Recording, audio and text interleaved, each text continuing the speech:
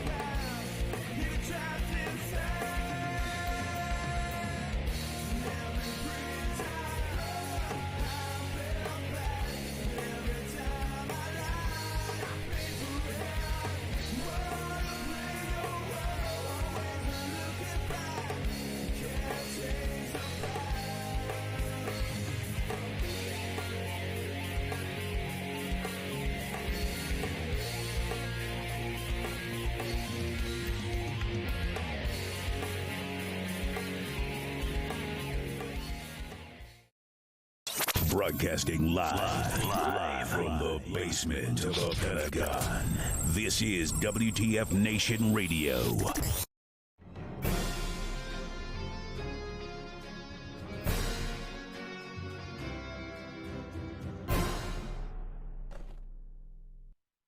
Hey, welcome, one and all. Today is May the 4th of 2021. So by, social norms, that dictates I have to give you the obligatory May the 4th be with you guys. This is episode 55 of Pop Culture Warrior, the show where I stay up to date on all the ins and outs of what's happening in pop culture so you don't have to. I am CQ. I'm your pop culture Jedi Master, as it were. And with me as always, well, as usual, I should have my Padawan right about here. But much like Hen, I'm flying solo tonight. Hey, you see what I did there? Yeah? It's funny, right? Our boy Radar is off duty tonight. He is off flying the galaxy on his own and doing his thing. We wish him fare thee well. And who knows, maybe we'll get a surprise guest pop in by him at some point. He's off in the world. So it's just us, guys. It's just me and you. We're going to have a nice little conversation here. Obviously, it's May 4th. Everybody's talking, your Facebook's probably lit up with it. Your Twitters are probably lit up with it. All the memes and the May the 4th jokes and all the whatnots. Sorry, you're going to get more.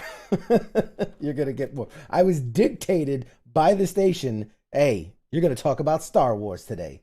Thank you guys for coming and check it out. I see you guys in the chats already, tearing it up. Trev, Jim, Daniel, who else we got? John, Joshua, Jarrett, all you guys. Got some people on Twitch. I see you there. Appreciate you guys checking out the show, man, and hanging out with us tonight. We got a really, really, really cool show today. We're gonna talk some Star Wars stuff, just because again, obligatory, you have to. But in the second hour, I'm so super stoked. We have a legend of improvisational comedy coming on the show tonight. A guy that, like, if you've ever seen an episode of Whose Line Is It Anyway, then you know. Hang on a second. We got somebody calling in here. Hello, who dis? Hello, who dis? Is that Ice? What's up, man? What's going on, man? The Ice Man cometh. What is going on? I appreciate you dropping in tonight. Yeah, I'm here for the Star Wars, man. I was also on the road too, so that's why I didn't have a show last night. So yeah, I kind of, I was like rushing in, and I got the kid running around, and the little guy running around. So it's, I was like, God, I gotta get on here since at least I didn't do a show last night. So surprise. Hey, the audience is in for a treat, man. I can't remember the last time we did a show together. We haven't done a show in a long time. In a long time. I was just telling the audience that, we have a huge guest coming on in the second hour. We got Colin Mochrie. If you've ever seen an episode of Whose Line Is It Anyway, literally any episode since he's been on all of them for like 30 years, he's your guy. You right, know who dude. he is. I didn't even. I mean, I'm not saying I didn't want to talk Star Wars too, but I also wanted to fangirl a little bit because that's an awesome. It's a funny show. I like watching that show. Yeah, man. It is truly a fun show to have had. What else we got? That's the big. Saying hi to the audience. We got a ton of people in the chats. We're 60 plus. Rolling deep right now, so I say hi to everybody, man. Oh Lord, hi everybody. How you doing? Hey. Oh man, this is gonna be a fun night. Okay, so before we dive into the Star Wars stuff, I got plenty. I got some stuff I think you're gonna like. Okay, bye. No, just... Call back in like 5 minutes. Before we dive into that, I do got to show one quick clip, right? Because yesterday, the day before Star Wars Day, Marvel drops the coolest hype trailer. I mean, dude, I got goosebumps. I'm still getting goosebumps for this hype trailer they put out. Oh my God. That one was narrated with, I won't ruin it. Go ahead. Yeah. So we'll play it real quick. I'm going to play it real quick, and then we're going to break it down just a little bit. But here we go. Let's pull up this hype trailer.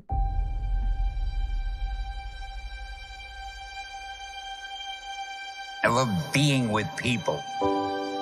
It's the most incredible thing in the world. What are you doing? Oh, this is nice. That world may change and evolve. But the one thing that will never change, we're all part of one big family.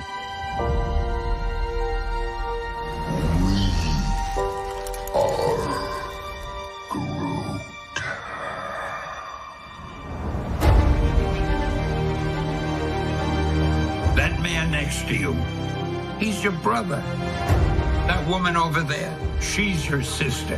Higher, further, faster, baby. That's right.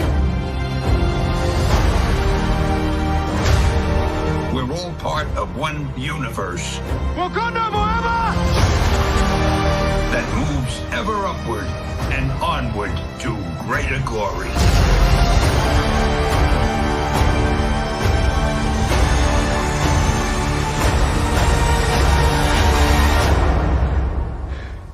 On your left.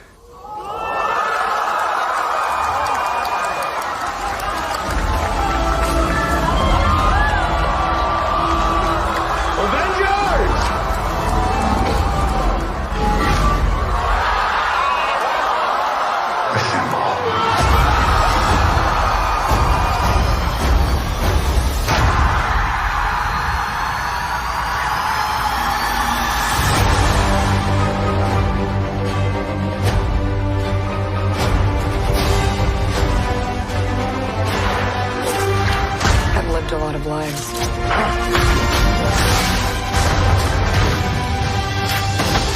But I'm done running from my past. We have unfinished business. Who's we?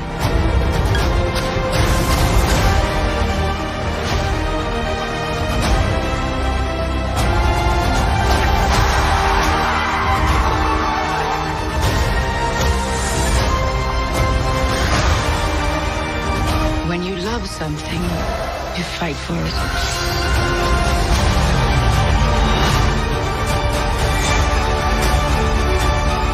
We're the ones who changed everything.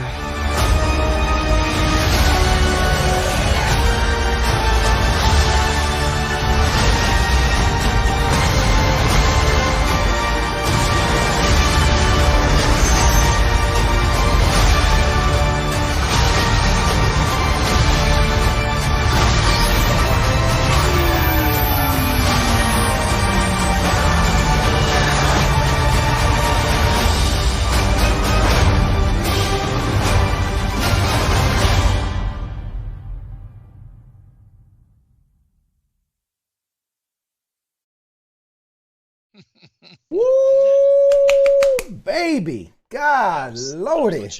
Loaded. Man, dude. Oh, I remember being in my seat watching Endgame, and like every time I see that scene, God, I have a physical. When was the last time? And guys in the chats, please comment on this, but I want to hear from you guys too. When was the last time that you were in a movie theater that you had a visceral, like physical bodily reaction to a scene in a movie? Yeah, exactly, man. It's I don't know. I'll be honest with you. I just want to hurry up and get back in fucking movie theaters again. I just want to watch movies again. That's the, I don't know, this little stuff like that. I kind of miss about, I don't know, the pandemic and you know, things starting to pick up. But yeah, man, that's just the whole thing. I'm just glad that we're starting to see like the true 10 rings. We're starting to see, you know, Doctor Strange. We're starting to see more, you know what I mean? We're starting to see more of that. You know, on top of that too, though, CQ, is that, you know, the other shows like Wanda Vision, that had to have given you some sort of no, absolutely. You got the feels. That hit you. You got the feels, yeah. That hit you dead in the chest, man. You got the feels. It hit you hard. We got in the chats. We got Jared says The Matrix. All right, I'll give you that one. That was it. Spanky, Aquaman, moist. Okay, all right, that's fair enough. That is a physical reaction. John says Avatar, or Lord of the Rings. Okay. Tina says with Friends. Oh, come on, really? All right, fair enough. But yeah, man, it's just, it's such a that moment. It's the culmination of 10 years they built to that one moment. Oh my God, so good. But yeah, you want the good guys to win. You know, that's kind of like one of those. You know, it's one of those, the hero moment, the feel good moment, that like that one period of time where you're like, fucking hey man, this is gonna be good. This is gonna be, you know, it's gonna feel all right. There is hope with everybody. It's not like Star Wars where you want the bad guys to win, but this is like the Marvel. You know what I mean? At the end, when you think about it, the MCU makes you really root for the underdog, for the bad guy, to see the redemption. And the last big thing we got was WandaVision. When you think about it, that was the last big, you know, the whole mystery of, okay, well then how is it that she was able to, and you know, when you think about the real impact, she was dealing with trauma. She was dealing with a really, really bad, I mean, just a really bad traumatic event. Some PTSD in there, man. Yes, no, that is the personification of PTSD, man. To include how people were trying to reach her, to include how people were trying to see, and then of course you also had the individuals that wanted to take advantage of her PTSD, and that's a good way of saying it too. And I will say this: there was a couple scenes in that I thought was funny, was how she treated the military, how she treated the government. You notice when she expanded her bubble, when she expanded the bubble, the military turned into a fucking circus. Yeah, they're all a bunch of clowns. Bunch of clowns. Yeah, dude, I was fucking rolling when I saw that, man. I was like, yeah, that is so fucking true. But no, it kind of gave, you know, it also gave a little bit more push to have Wanda show up with, you know, in a future movie. You also have, because I think Vision's alive. Of course. I think, you know, because now the PTSD Vision, kind of like, hey, here's your memories, dude. And you know what I mean? And it kind of got him thinking like, oh shit, I'm Vision, and he fucking takes off, and then you see Wanda at the cabin, playing with the Book of Death or whatever Necronomicon, whatever. I'm not a Wiccan or witchcraft, and I don't want to piss off any witches on air right now, but that witch stuff, you know what I mean? So yeah, for sure. And then Captain America and the Falcon. See, I said Captain America and the Winter Soldier, Falcon and the Winter Soldier, which ended as Captain America the Food. Like seeing the redemption arc of Bucky, seeing Sam Wilson take up his own as Captain America, like that's a badass scene. Coming in through the window, stands up in the full suit, I got this. I mean, it wasn't. I'll be honest with you. After Chris Bernetti showed up, I got distracted. Our boy Chris Bernetti was in the house. I saw Chris. I was like, because he kind of kept me. He kind of kept me in the loop, but didn't keep me in the loop. He'll tell you the story. About it when he comes on, but. For those that don't know, Christian Bernetti was a stuntman that we had on a couple weeks ago, or a couple months ago now, back in like October. We had him on the show. He didn't tell us that he was working to be in the MCU.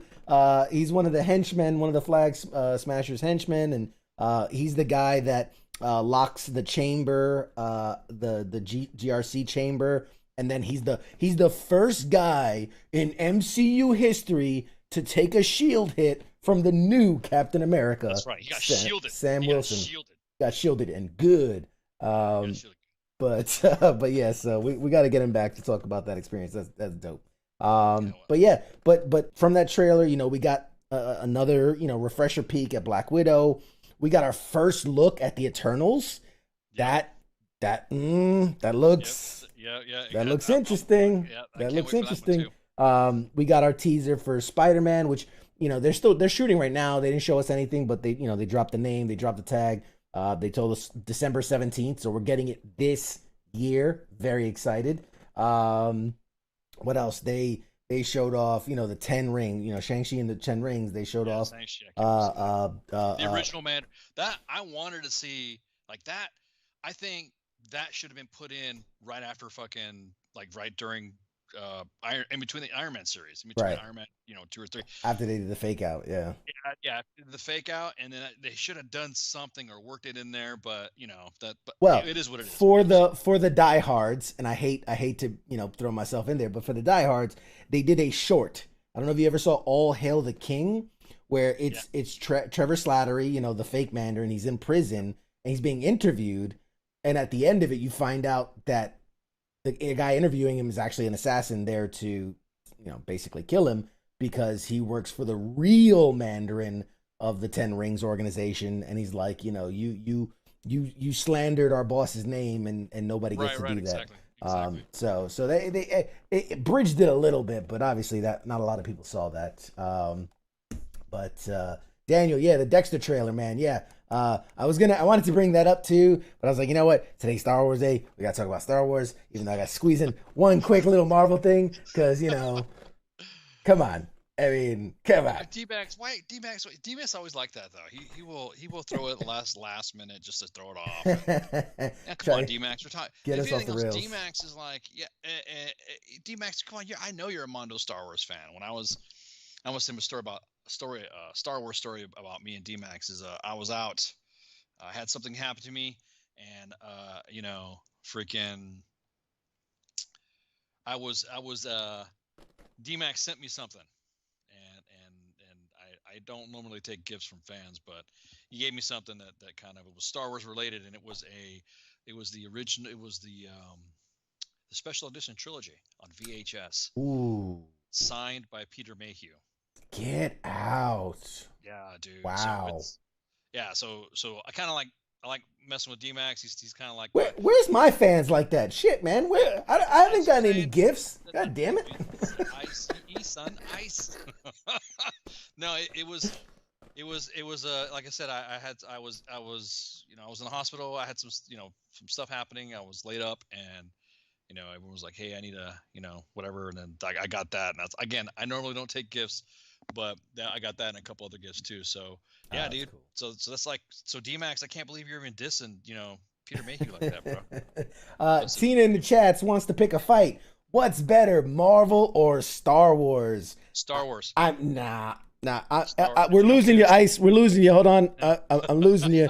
I'm about to mute you for the audience. Sorry, man. Star Wars. I mean, here's why. Here's why. Is that, don't get me wrong, in its own what it's supposed to be, Star Wars is just like the MCU. It stands on its own. They both stand on its own.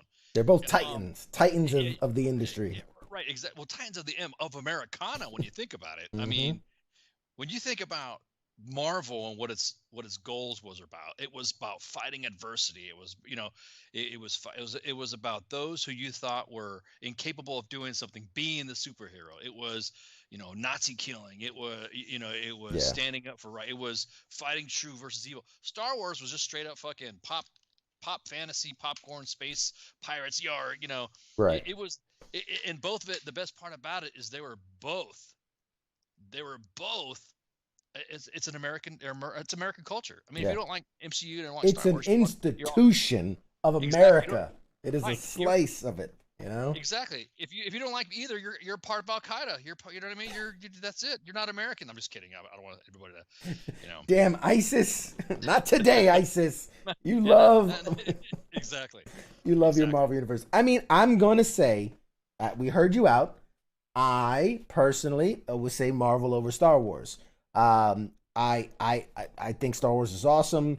Lots of cool stuff. And I love future tech. I love, space battles and lasers and lightsabers. Come on, who doesn't? But there's something to me about the Marvel universe that's part fantasy, but it's part reality, right? Because it's us. We see ourselves in our heroes. I can't ever say that I felt like a Wookiee. You know what I mean? I've never felt, like a tauntaun, but no, but you probably got pissed off to tear droid, pull arms out of people's sockets. You know what I'm saying? You've probably gotten so drunk that you were, you're talking about tauntaun. You're going, fair enough. Fair enough. There's some connection to. That's what I'm saying. They both stand on their own. I'm more great. Star Wars than you're. I'm saying I'm more Star Wars and you're more MCU. So it's. I would also say that usually it's determined by age. Older people like Star Wars and younger people like Marvel. But whatever, it's fine. No, it's fine. Actually, to be honest with you, Marvel's been around just about the same. It has, but like the people that are like diehard Star Wars, I always feel like are people that like experienced the first trilogy in theaters, or like when the prequel trilogy came out, like they were experiencing in theaters. Yeah, I'll admit it. Yes, I was there for the very first, before George Lucas his fucking versions of Star Wars. I saw the original in theaters in 1977, way back in the day. But my grandpa dating yourself, man. Yeah, I am. Carbon dating. Yeah, carbon dating through the webs. But you gotta remember, Marvel, that American GI stuff. They were talking about Captain America and all that back in the 30s. So that was like, that's kind of like how, I don't know, maybe we don't know that because of the World War II generation that's kind of like dying off. Maybe that's something we don't know. Maybe it's something that we should have asked them or something like that. But never know. Anyway, I do have Star Wars stuff. I want to break it. I want you to see this stuff. I want you to see it. Finally. I'm excited. Okay, putting the Marvel hat away for right now. For now. So the first up is that if you know, Disney owns Star Wars, Disney owns Marvel, Disney owns half of everything pretty much at this point. But Disney Plus did a big rollout for Star Wars Day. They did like even like The Simpsons got involved. They did like this this short video called Maggie Simpson, The Force Awakens from its nap. And it was like a whole short thing that they did. They obviously released on Disney Plus The Bad Batch, which, shame on me, I haven't seen it yet. I'm gonna see it tonight. I was super pumped about our guest, and I've been doing my research with my family. Yeah, I didn't see it either, man, because I usually wait for stuff like that for the weekend so I can see it with the kids and stuff like that. Nice. Yeah. So that was that. What else? They also did a bunch of vignettes on, they call it Star Wars vehicle fly-throughs, where you get up close into the ships, and they kind of explore all the interiors and exteriors of like the Millennium Falcon, the Imperial Star Destroyer.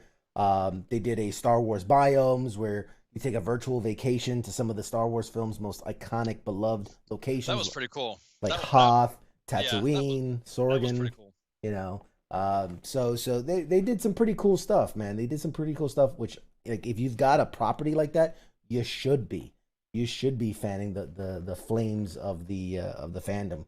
But now, on to something so cool, so cool. Again, and I'm not even like the biggest Star Wars guy, but some of this stuff is pretty damn cool. So you're gonna like this. Let me switch over to. I'm gonna put it into the comics section, but it's actually comics/toys. And ooh, you know, there's some they announced some pretty cool stuff today. Get rid of that bubble. There we go. Okay. So this first one, I gotta preface this, okay? For the longest time, dating back to the 70s, right? One of the most iconic things about the whole Star Wars universe is the lightsaber, right? Of course. I mean, the earliest childhood memories, you're playing with the little roll, the tube that like wrapping paper comes in and made your own noise, Yeah, you know. Yourself, and then eventually we got to toys. We got to, you know, crappy plasticky toys, and then, you know, most recently they got like the expandable ones where you flick your wrist and it shoots out and then it collapses down, kind of like a police baton but plastic and not meant to kill anyone. And now they have like those super, you know, effects $300 battle sabers that are meant to like for like adults to just go ham on them, and they're like, you know, crystal and LED and sound effects and whatnot. So they just announced something that it is by far the coolest thing I've ever seen, because the downsides of one of those toys, you know, the flick your wrist one, is that it is this like segmented thing and it collapses and it's plasticky and whatever. And then, you know, the real fancy light up one that looks legit, it doesn't collapse, right? Because it's one solid tube and it lights up, you know, whatever. The cheap one. But now, what if I told you they've unveiled one that's like the best of both? All right. Yeah, I haven't seen this one. I heard about it. I was gonna wait until you dropped it. So okay, I'm gonna I'm gonna pull this up because I have it here saved. Where do I have it saved? Okay, I've done enough ramp up here, so check this out. This is an actress. This is from the theme park. Watch this. Oh my god, dude.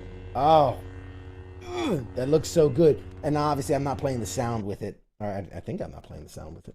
Hope I'm not playing the sound. But it sounds legit. It is a lightsaber that, and they haven't really announced like how this thing works, but it extends from the base. Which I have no idea how it extends longer than what it is. It lights up. It sounds. It's.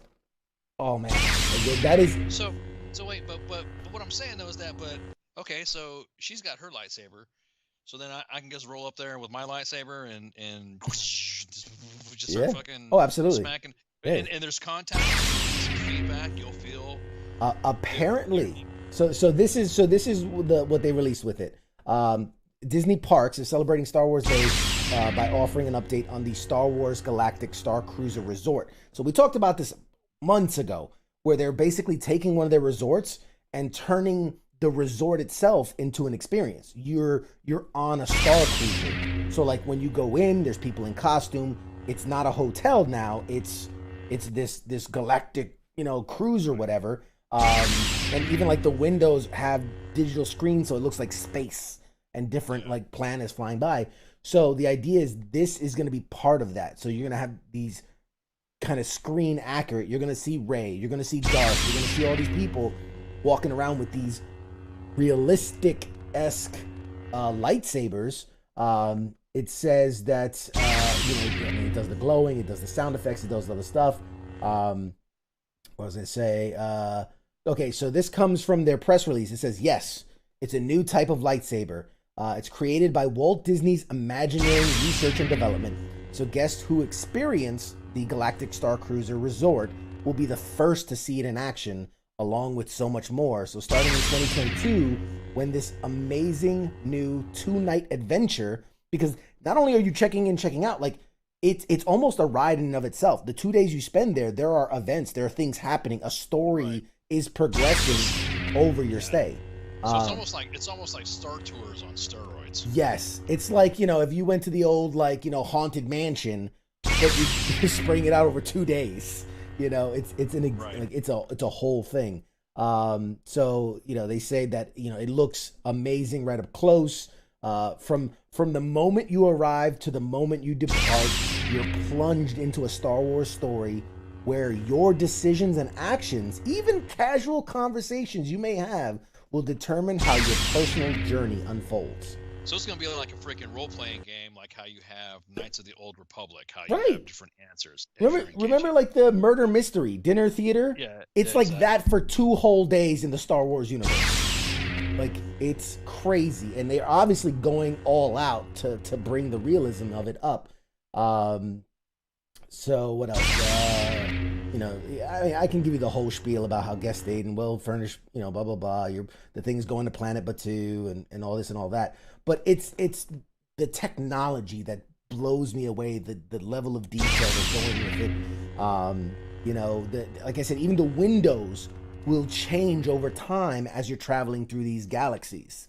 So you'll see different planets and stuff. It's gonna be on the ground though. You're not gonna be like on a fucking cruise ship. It's a hotel. It's a hotel. Okay. But they basically retrofitted. It's like the Disney cruise lines and things like that. No. Believe it. I mean, I know. Is it sacrilegious to talk about Star Trek on Star Trek Day? Star Trek, long time ago, had what they called Star Trek: The Experience, and it was in the Las Vegas Hilton way back in the day. Again, way back in the day means what? It means I was old and I was there and I saw it happen. Prehistoric, got it. Yeah, it's pretty exactly. And everybody in Star Trek: The Experience, once you entered that portion of the hotel, was in costume, was in character. Mm-hmm. You had Klingons walking around, you had freaking whatever, you had Ferengi, you had Romulans, but you also had one of the models of the Enterprise D. From Star Trek: The Next Generation, hanging up that I went, and they also had Borgs along the resting nacelles along the wall. You also had, if you walked further into it, you walked into the Deep Space Nine promenade, which was where Quark's bar was at. Where you can go. You also went into the how we always talk about going to the library or something like that, or the Hollow Suite. You went to those fucking places back in the Las Vegas Hilton. Dude, it was awesome. I mean, I picked up a copy of the Rules of Acquisition, when I was a kid. It was awesome. So I'm just kind of saying, I'm not saying Simpsons did it, but you know what I mean? Simpsons did it, yeah. Simpsons did it. They did everything. So it's, don't get me wrong, it was fun. So I'm kind of curious to see how it's going to happen. Did they say what hotel it's going to be? They retrofitted one of the older ones. They just call it now the Galactic Star Cruiser 2-night experience. So it's one of the old resort comes. It's just I don't know the exact old one, but it was one of them. Is this going to be at Disneyland or at Disney World? This is at Disney. Oh, that's a great question. Disney Parks. It might be at both. It might be at both. Yeah, because I don't know Disneyland. It's not like the one in. It's not like Disney World. I think it's gonna be Disney World, the big one that has all the resorts. Yeah, because they have way more space for that. Right, because Disneyland, man, that's like Orlando has been built around it, so exactly. There's nowhere for them to put it. No, I would love to see them do something like this. Same idea. Helicarrier in the Marvel universe. Right? Like, so you could you're walking around the different decks and, you got fucking Thor and Spider-Man walking around and stuff. But I'm sure it costs a ton, though. But what they should do is that, because this is another thing too. I'm not saying Star Trek did it, but Star Trek did it. They have like an event happening. Like all of a sudden, it would bring the hotel to alert. Right. You know what I mean? Like, right. That they're doing that. They're going to do stuff like that. Yeah. There's like there's conference rooms that become different like meeting spaces, and you can sit on like different battle strategies. And could you imagine having a conference, like a military conference there? I'd fucking so set one up right there, dude, and just have CAC. What are you talking about? The first WTF Nation convention is going to be there. Right, I was about to say, dude, we can't wait. God, why are you revealing shit, dude? Come on, quiet. Don't put that shit out yet. Also, apologies. I just heard that had sound playing. I didn't realize it had sound playing, and it was super loud. I apologize. My bad. Me rushing to get it in there, I didn't realize it was playing sound. It wasn't on my side. Okay, next one. Okay, so now, well, last thing I'll say about that, they have not said anything about making that available to the public. This is the idea that Disney's Imagineering made it up tells me it's super expensive and would probably be thousands and thousands of dollars, and something that, they're going to wait till there's a fever pitch to sell those kind of things. They're going to want them to be only available to the, the people involved in the production at first. So probably down the line, but currently there's no message about them selling them to the general public. That being said, we do have a new toy we can talk about, which, while not as cool, admittedly, still pretty cool. So check this one out. You're going to like this one, Ice. Hasbro has finally delivered the high-end Black Series Force FX Elite lightsaber based on the Darksaber from The Mandalorian. Bro. Yes. Really? Yes. Oh man. And this is gonna have the extendable blade, collapsible blade, which even features like this LED to do multicolored effects, or the classic white blade of the Darksaber. This thing is wicked looking. Wicked.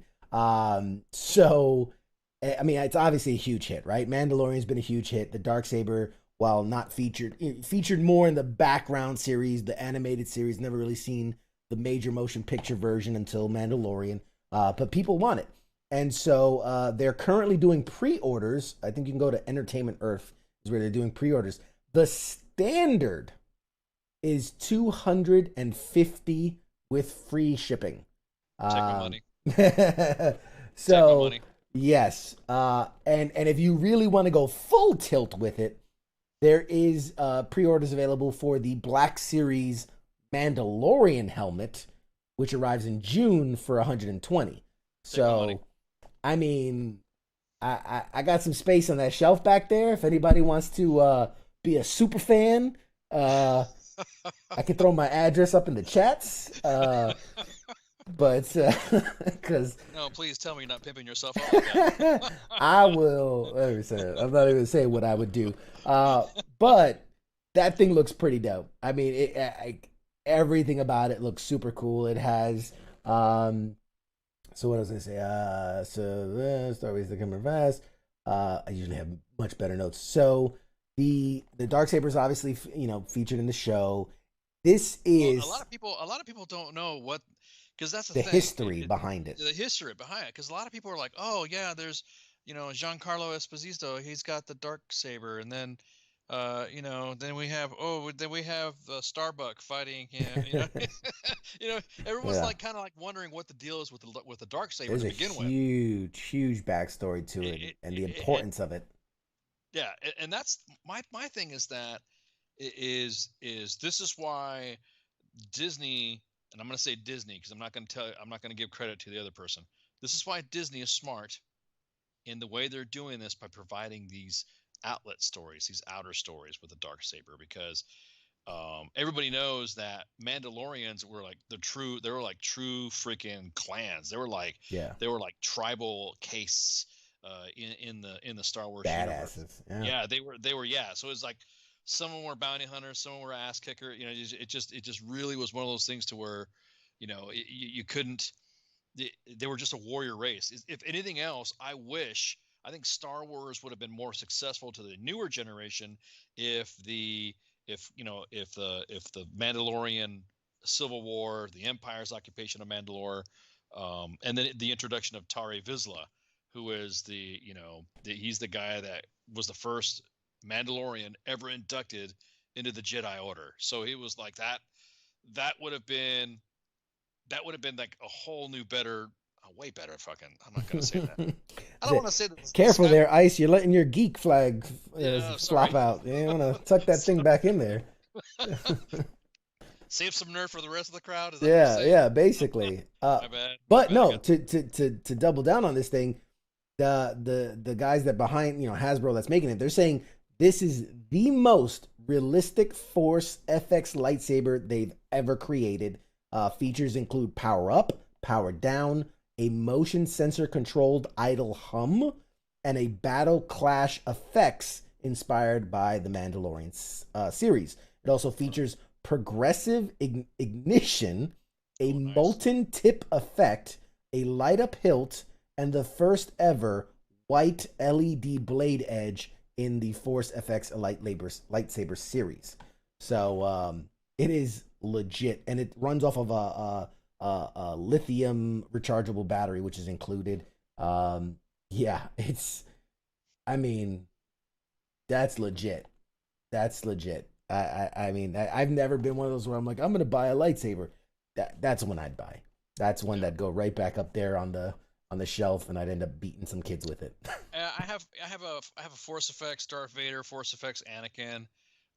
My Princess Ice, she has a Rey lightsaber and a staff, and so the as far as that prop, that would probably be, and then Baby Ice has like several. He's not old enough for the real legit Force Effects Kylo Ren, but he loves Kylo Ren. I got Kylo Ren lightsabers all over the place. But he's got the low end one that lights up and makes all the loud noises and stuff like that. But that one right there would probably be the next purchase on that one right there. That's the next one. That's pretty good. Yep. All right, you ready for some more? More? You got it in you? Are you a Lego guy? Do you like Legos? Nah, next slide, please. Next slide. Well, sucks, because we're going to talk about it. There is a huge Lego Star Wars Day R2-D2 set that's on sale right now. If you're into it, for those that are not Ice and into it, this set, like, it's I think they call it part of like the Ultimate Collector's series. But it has what was it? I saw it before. Like 2,314 pieces. So features a retractable mid-leg, rotating head, opening and extending front hatches, adjustable periscope, and a lightsaber that's hidden in the head. Also comes with a little plaque with an R2-D2 droid figure and a 50th anniversary Lego brick. If this is something you'd like, it will actually be available to order at lego.com for $199. $200. It's $200. That's not bad. Yeah. So unfortunately, sold out fast. So if you're looking for it, I checked, it's already gone. Sorry, guys. Here's some shit you can't have. There's more shit you can't have. You can't afford, you can't have. Trust me, join the club. So that, I mean, that's, it, for the Lego fans, I grew up with Legos, and like I have a couple pieces in the background. Like I have a Lego DeLorean time machine and whatnot. But if you're that guy that like 1 foot in Legos and 1 foot in Star Wars, whew, this is your deal, man. I know what was it in Spider-Man? Remember they were building the Lego Death Star. Remember, and he sees Peter, he's like, "Oh my god!" And he drops and everything. So I mean, it's a big deal. It's a big deal. A retractable third leg there, cause. That's exactly what I was about to say. You beat me to the punch. I was going to say the same thing. Quick shout out to King Smith in the chats. He donated $5. He said, "Here's a contribution." So from YouTube, the actual King Smith. Thank you, man. That was very nice. Thanks, King Smith. Donating $5. He said he's donating it towards the lightsaber. So Somebody needs you to cut me that check for $5. Yeah, exactly. Go ahead. Yep. Go ahead. Go to WTFNationRadio.com and look at the donate at the bottom right corner. Yeah. And you'll be able to donate. Yeah, we're putting in funds. We're gonna get a staff lightsaber that we'll all take turns having. So yeah, Tina's right. See, that's why I don't like Legos, Tina, because I had you want to talk about a visceral emotional experience? I had stepped on one, and if there wasn't a feeling where you wanted to pick up toys, kids, tables, chairs, to throw out the window, man, that's like a kid's caltrop, man. I don't think so. That's why I'm not too keen on the Lego stuff anymore. And he's too old for it. He likes beating up his shit. So that's awesome. All right, so if let's say big Lego sets, right? We got some people out there that say, that's too much. It's too much. Okay, I can't do it. 2,000 something pieces. That's too much. Okay, I got something for you. Ready for this one? All right, boom. Now we're talking smaller Lego Star Wars figures. They've got the Lego Star Wars Probe Droid, Darth Vader helmet, and Scout Trooper helmet that are sets available. The Probe Droid would be good for like a desk piece. Right? That'd be a cool desk piece right there. The collection includes, like I said, the Imperial Probe Droid, Darth Vader helmet, Scout Trooper. All 3 of the new Star Wars Lego sets are available to order. You can get them on Amazon, Lego.com, whatever. The Vader helmet's $70. The Trooper helmet's $50. And your future desk toy, the Probe Droid, is $60. Now, keep in mind that Lego is offering free dot frame with order over $35. I don't know what the fuck a dot frame is, but cool. But yeah, like this is something much smaller, much more convenient.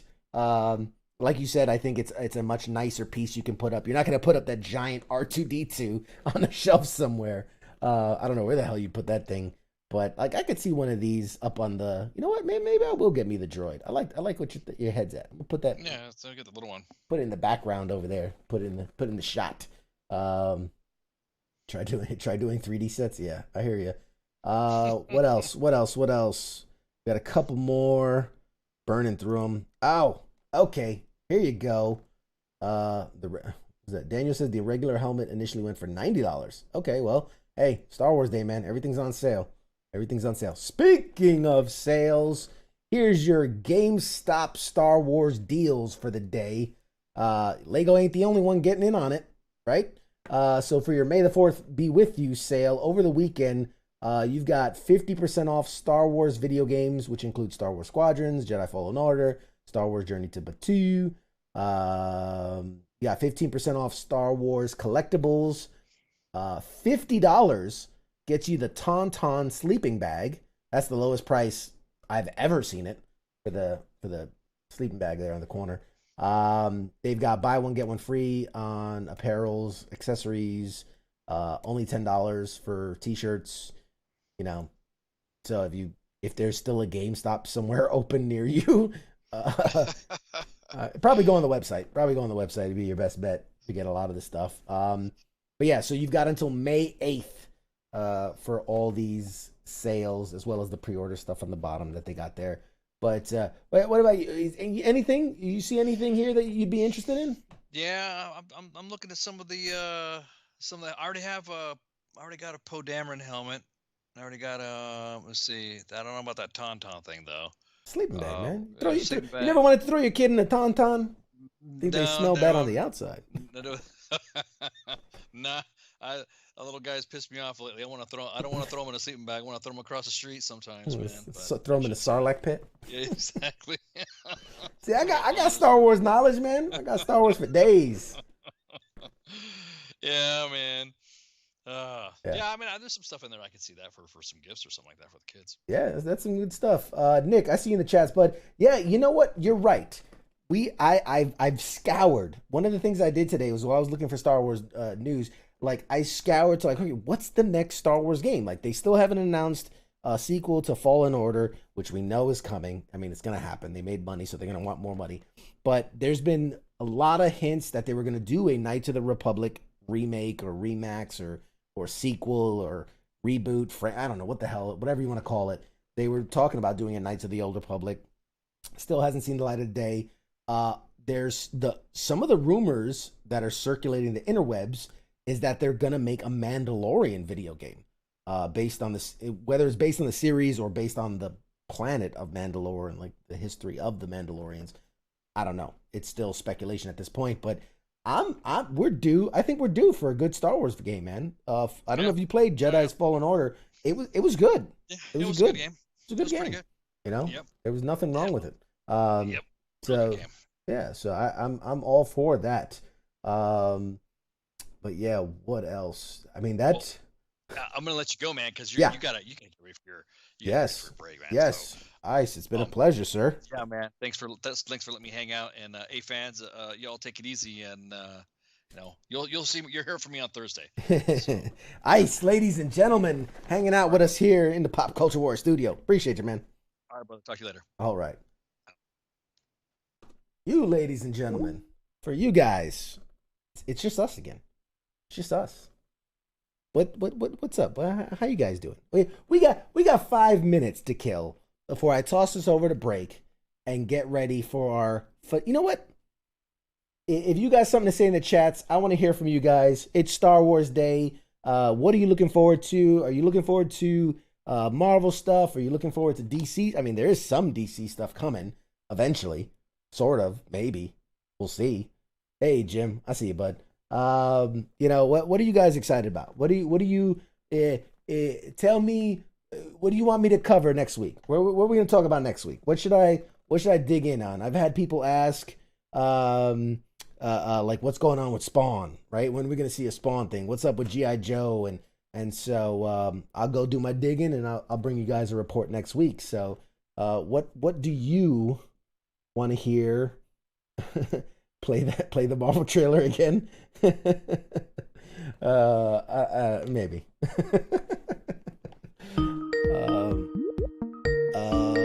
Hold on a second. I got a call coming in. I don't know if you guys can hear that, but hello, who's this?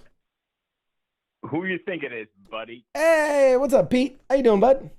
Yeah, nothing. I just gotta break your little balls for once again. Oh, wait, what? So I gotta break your little balls for once again. Oh, you break my balls. All right, go ahead. Yeah, how the hell do you not know enough about Star Wars and you're a host? I mean, I know enough. I'm not an expert. Enough. Never claimed to be an expert. See, you claim yourself as the king of pop culture, correct? I said I'm the pop culture warrior. I have a great idea for your fans. You ready for this one? Sure. We should play a little game called Test CQ's Knowledge. No, we should not do that. We should not do that at all. I think so. And the winners get a little prize. Like maybe, I don't know, a new iPhone, $1 million, whatever you have. Right. Yeah. No, I'm good. Thanks though.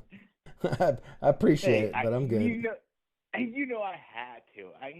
If you have no host, and I'm not gonna stop it and say, "I told you so." It's not a night. Yeah. And I see it, Jim. I see what you're saying. The Adam Sandler thing, yeah, man. He's due for a new movie. I agree with you. He's dropping stuff constantly. I try to actually reach out to him to get him on the show, but he's too busy. He's too busy for the likes of people like me. But it's all good. It's all good.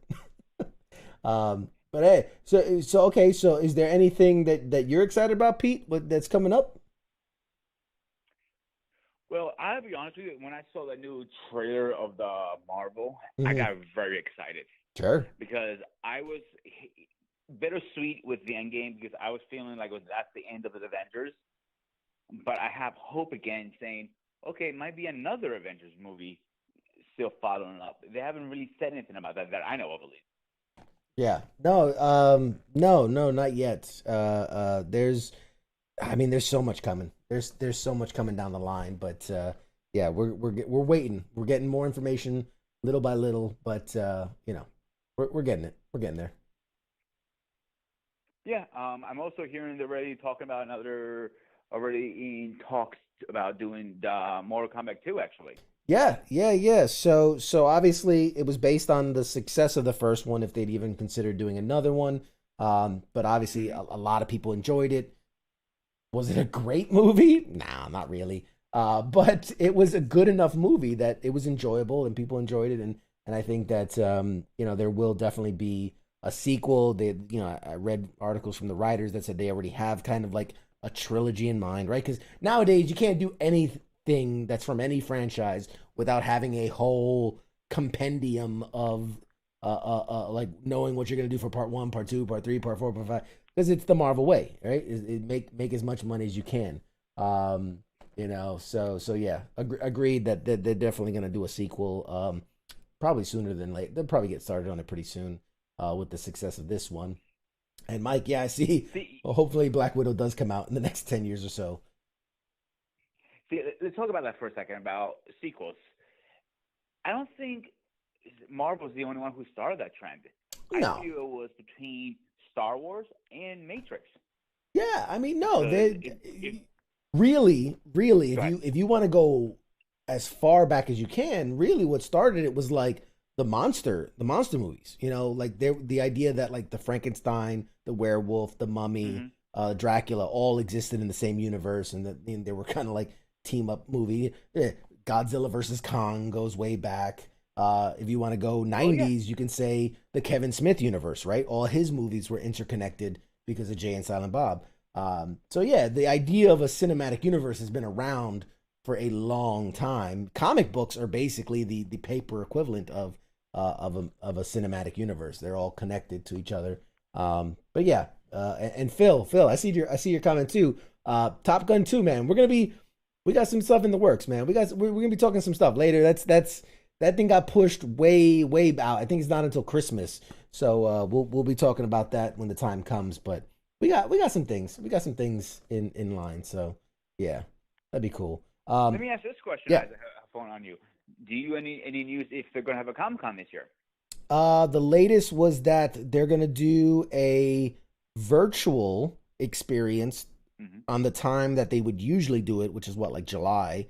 And then they are planning on doing a very small in-person version sometime at in November. They're going to try to get back into a physical location. But it's going to be a much smaller version. It's going to be 2 days. It's going to be like Comic-Con from way back in the day versus, the Comic-Con we're used to. But slowly they're coming back. I know New York Comic-Con is starting to take applications for artists and things like that to join. So we got things coming. Hey man, it was great catching up with you. I got to throw us to a break so that we can prepare. We're going to have a phenomenal guest. I hope you get to watch. It's going to be awesome, and it's going to be hysterical, and yeah. So thanks for calling in, Pete, man. We appreciate you, buddy. Anytime. It was a pleasure. And the last thing, may the fourth be with you. May the fourth be with you too, brother. All right, guys, we're going to go to a short break, and we will be back very shortly. 5-6 minutes. Give me 5-6 minutes. We're going to get our guest on the line, and we'll be right back. Shots.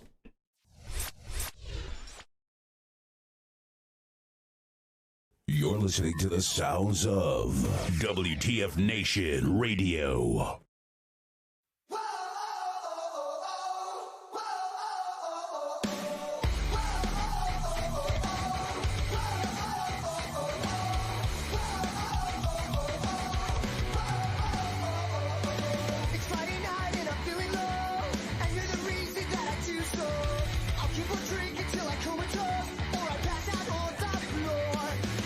You got me staring out the window. 8 hours later, you're a no-show. We're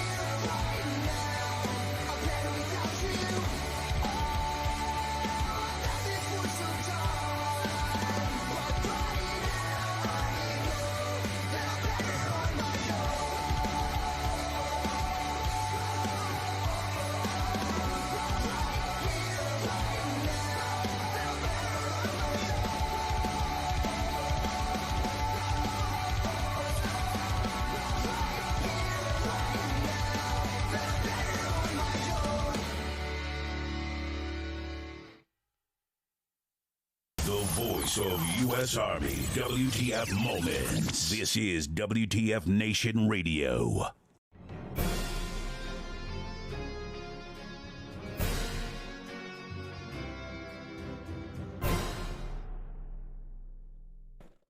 All right, guys, welcome back to Pop Culture Warrior. I am super excited. This is going to be phenomenal. Oh my God, I can't wait.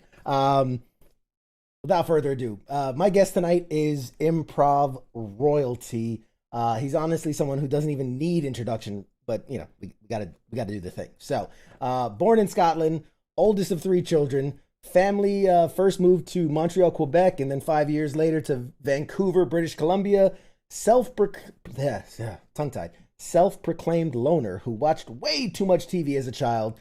Went on to graduate high school as a valedictorian. He attended Studio 58 Theater School for 4 years, where he discovered the art of improvisational comedy. He later joined the Vancouver Theater Sports League, where he met his lifelong friend Ryan Stiles, before eventually moving on to Toronto and joining up with Second City Comedy Troupe, where he met his lovely wife. It was in 1989 when he auditioned for the first new British Channel 4 improv comedy show, Whose Line Is It Anyway? And the rest, as they say, is history. He was once quoted as saying, "My most important professional accomplishment to date is the ability to keep working with absolutely no skills whatsoever." Ladies and gentlemen, it is my very great pleasure tonight to say yes and welcome to the show, Colin Mochrie. I mean, lovely introduction. And I have to say, you got everything right. So obviously you didn't get it off of Wikipedia. Yeah. You actually did your research. Yeah, well you know, let me tell you something. There's some red herrings in there, man. I feel like you threw in some false facts to try to throw us off the scent, but you know, I did a little bit of digging. But welcome to the show.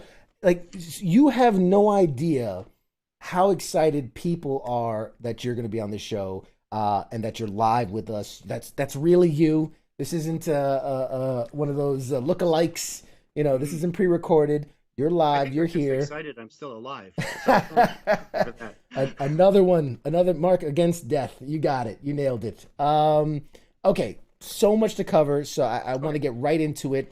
You know, we were just discussing. I said, you know, first and foremost, this is kind of a military themed, skewed kind of a show. What, if any, is your connection to the military? Family, friends, supporter, just anything at all?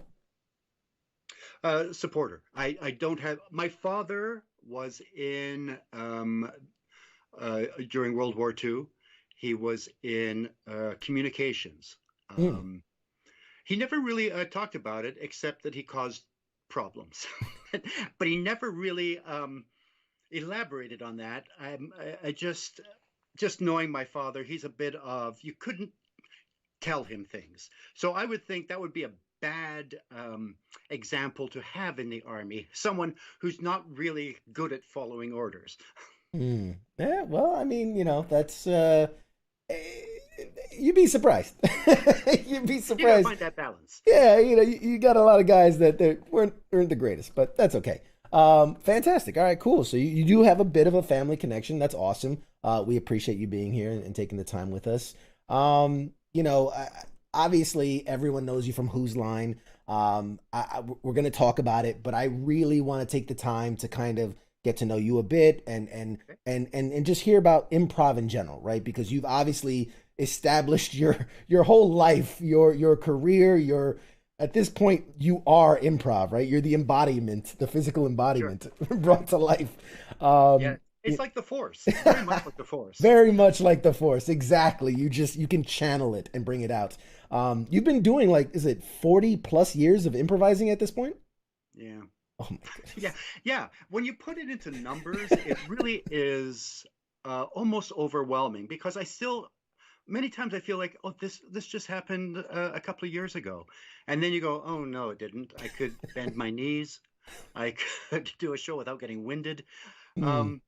But yeah, and I still love doing it. It's still the most fun I have performing. And I've been incredibly fortunate to work with some amazing people all around the world. So that it just never gets boring. Right. I mean, so okay, so if I'm doing my math right, 40 years plus counting, so that's got to be a world record for like the longest game of make believe ever, right? You've got it.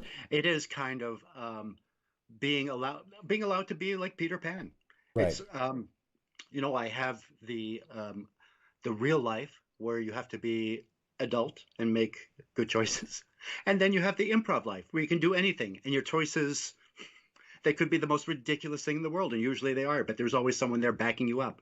So it's a perfect balance of life and childishness. Oh, that's awesome. Which, by the way, I gotta say, thank you for taking the time from teaching at Hogwarts to be here today, because it looks, I mean, it must be challenging. Well, the West Wing is under construction right now, so Gotcha. I thought I'd just be here for a little while. We appreciate it. We appreciate it. It's nice and quiet there. So again, not to carbon date you here, but what you've seen improv for through these decades. I'm just, from your perspective, the insider's perspective, how has improv changed over this time? Well, when I started, it was new. I mean, when I was growing up, no one ever said, you know what, I want to be an improviser. Because first of all, there was no such thing. There was no place the only improviser that I knew of at that point, and I still didn't have the word improvise, was Jonathan Winters, who I just realized a lot of your audience is going to start Googling all through this interview. But Jonathan Winters was a comic. No, he wasn't really a stand-up, but he would go on talk shows. There's a clip of him on the Jack Parr show. Google again. Tonight Show, pre-Johnny Carson. But where Jack Parr just gave Jonathan Winters a stick. And that was it. And for the next 5 minutes, he did scene after scene using that stick as different props.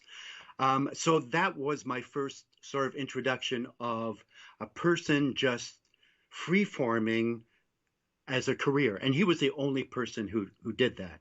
And then I guess Robin Williams was sort of the next time I was aware of that from, Mork and Mindy. And when I was in theater school, I was introduced to improv. And I thought, oh, this is a fun thing to do on the weekends. And of course, if it wasn't for Whose Line, it gave us all a career, which we're all thankful for. And it brought improv into sort of the mainstream. There was some backlash in that, in many ways, Whose Line goes against the purest form of improv, right? Because of the medium. Everything has to be fast, it has to be jokey. Whereas, on stage, you can take your time, build characters. But because of the medium, it had to be more jokey than it's supposed to be. Although, I didn't care because I loved it. And I always tell people, Whose Line is the vaudeville of improv. It gets you to other kinds of improv, like long form. And we started with the short form. Then it got into people coming up with different ways of doing a longer form of improv, so you don't have to keep getting suggestions. You would start off with one suggestion and then just do. I've done one-act plays. I did a improvised Dungeons and Dragons, a game I know nothing about, but it was so much fun. And that's the beauty of improv. You can fit it to to every genre, right, and it will fit. All you need is that commitment and that willingness to go for it. That's fantastic. And guys, like I said, we have a live audience, so if you have any questions at all, put them in the chats. We're gonna riff here a bit, and then I promise I'll get to as many of them as I can. So put them in the chats for Colin. But already we're getting a lot of people saying you look fantastic. You don't look like you've aged much. God bless you. Well, I surprise. It's the secrets. We'll talk. We'll get to the secrets later. Already people saying, man, I'd love to play him in Dungeons and Dragons and yada yada yada. All right, so I guess the next thing I'm curious is, I've seen, as somebody who, I love stand-up comedy, I love improv, I watch Whose Line Is It Anyway. Comedy in and of itself is kind of going through changes, right? Audience, society in general are starting to get less tolerant of like old, ignorant, kind of racist, sexist tropes. I mean, I've seen it in stand-up, maybe not so much in improv. Have you seen where there's been some of that pushback,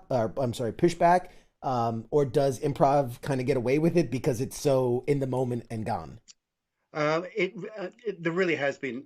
Well, I don't know if it's a pushback, but there has been a concerted effort amongst improv troops to be aware of that. I mean, when I look back on things we did on Whose Line and just improv, it's at times it's incredibly embarrassing.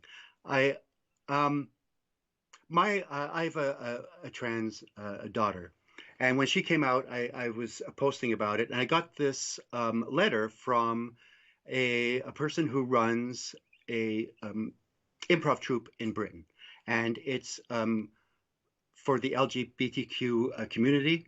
And they said, I just wanted to thank you for supporting your daughter. I think that is great. Can I just ask you that you be more aware of the homophobic things you do on Whose Line? And immediately I went, yes, yes, because we did. And a lot of it, I mean, in the early days, a lot of it was just pure ignorance and panic, going for the laugh and going for the easy laugh. Right.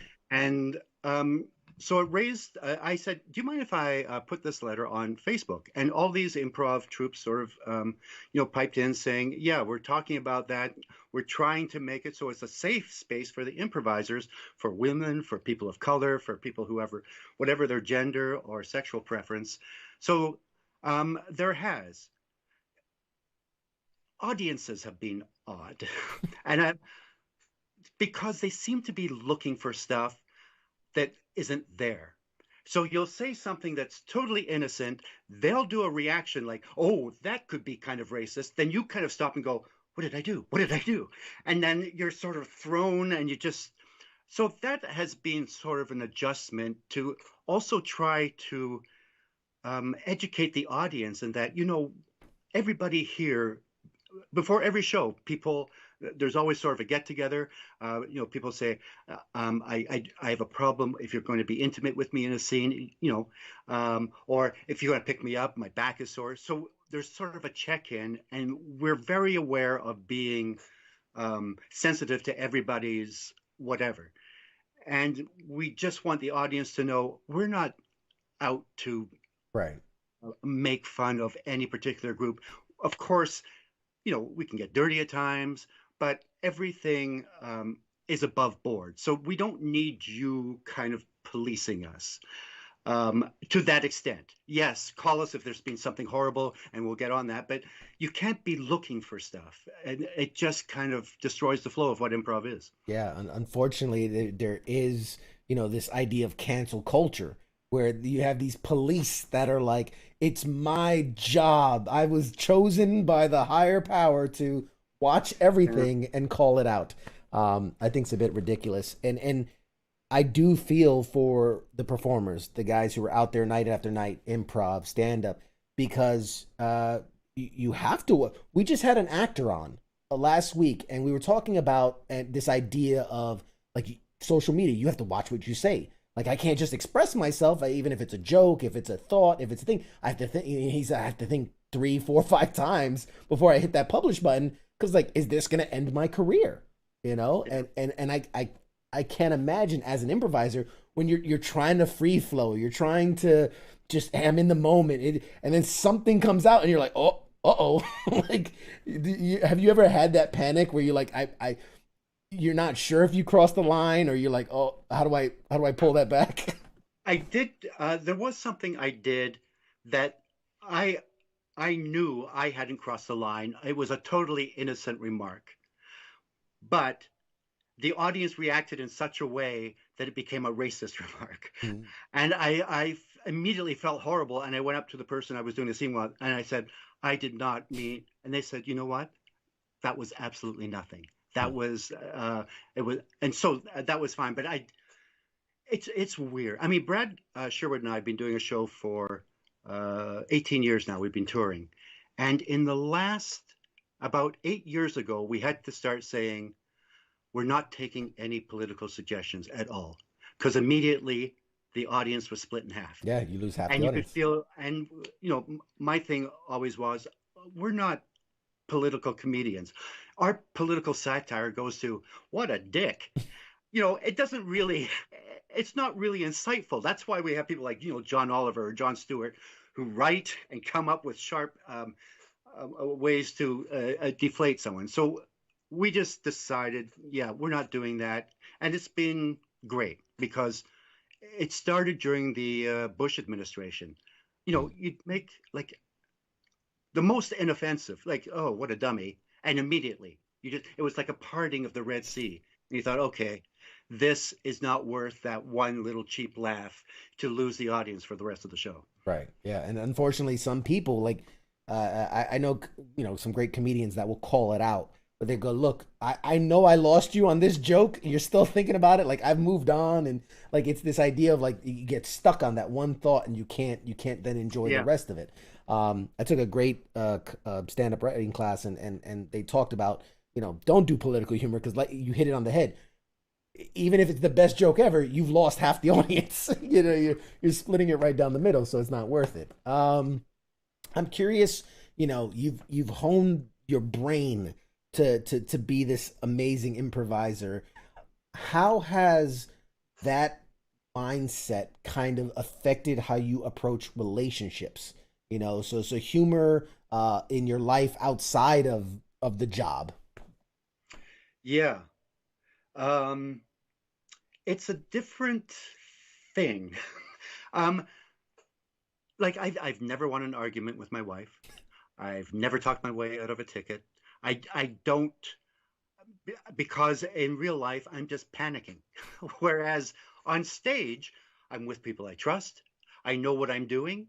And so there's this little world that's totally safe. I know everything's going to be fine. I know exactly.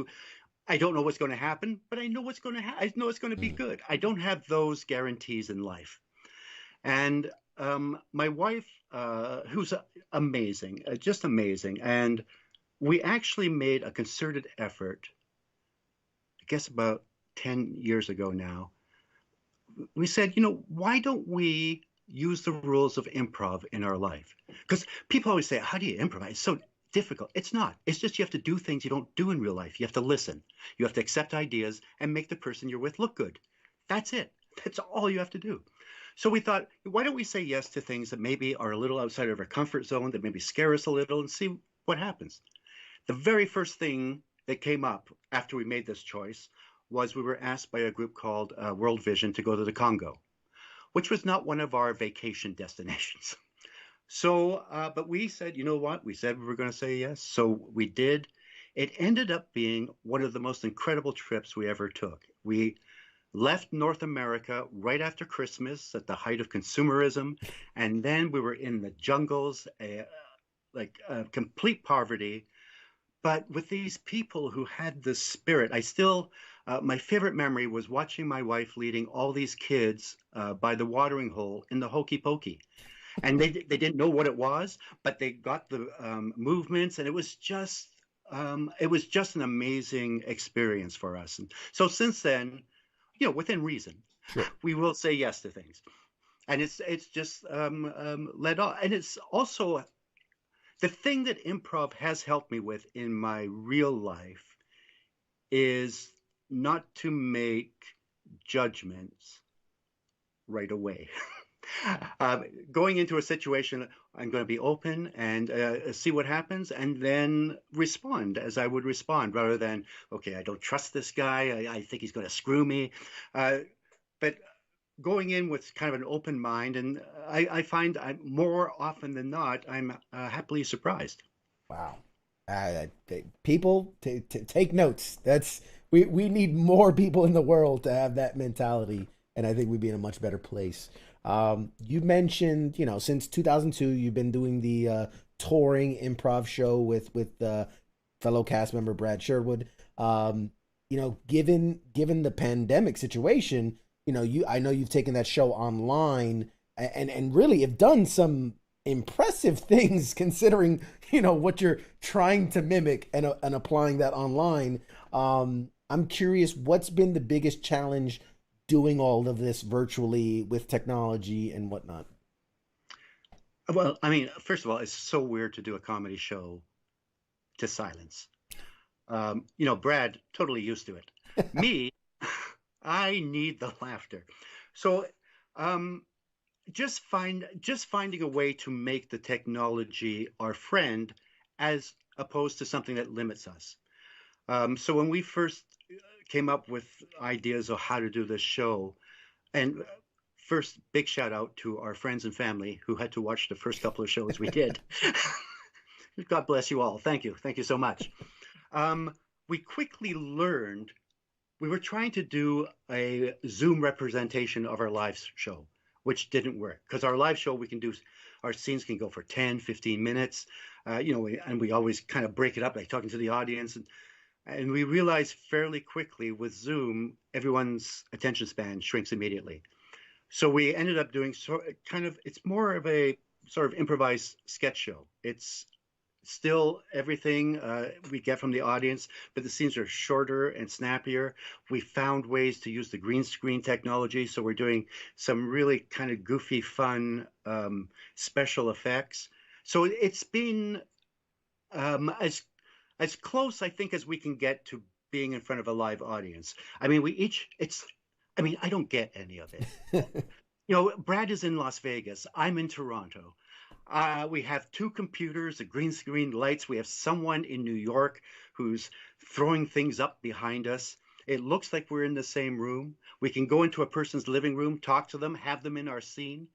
So it's been cool figuring out how to use that technology to make the show still fun for us and not just, am I in the right position?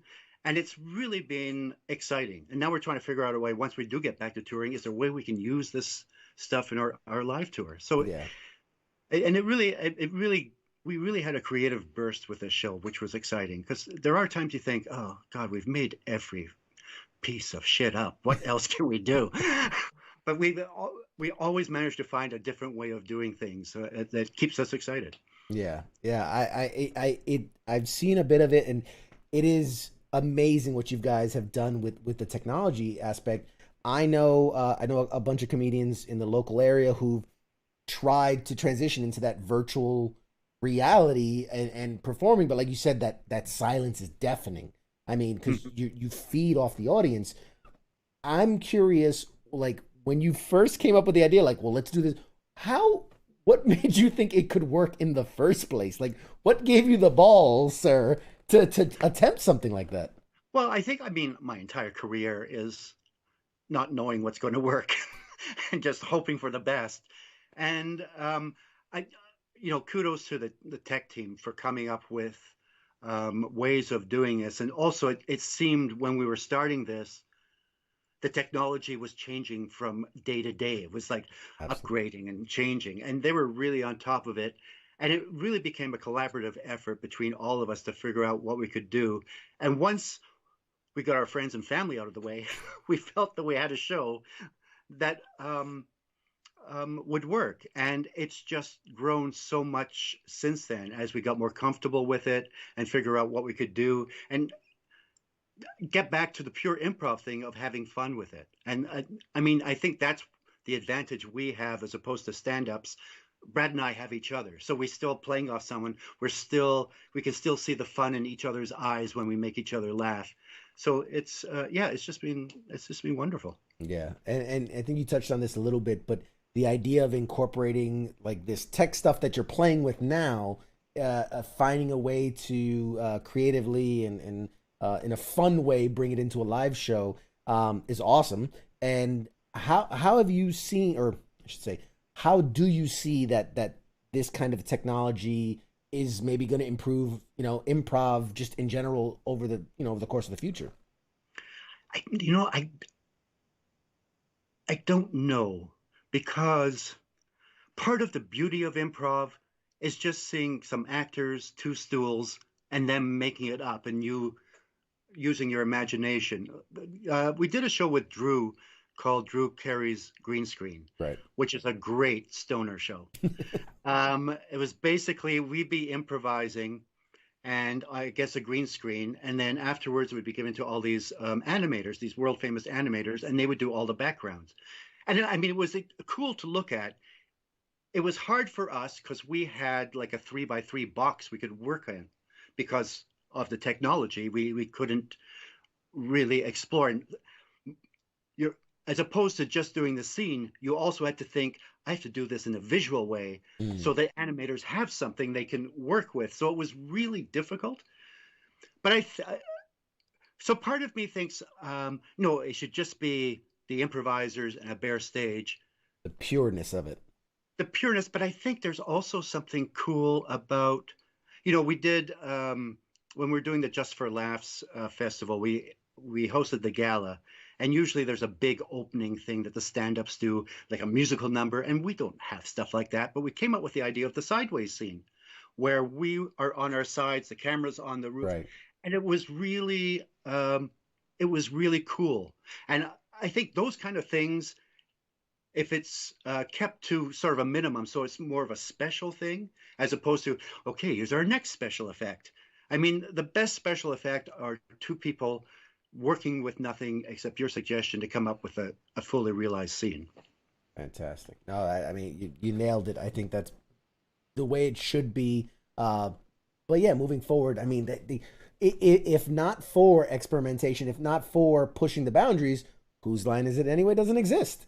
You know, if we kept it to the purest form. So who knows what the future has.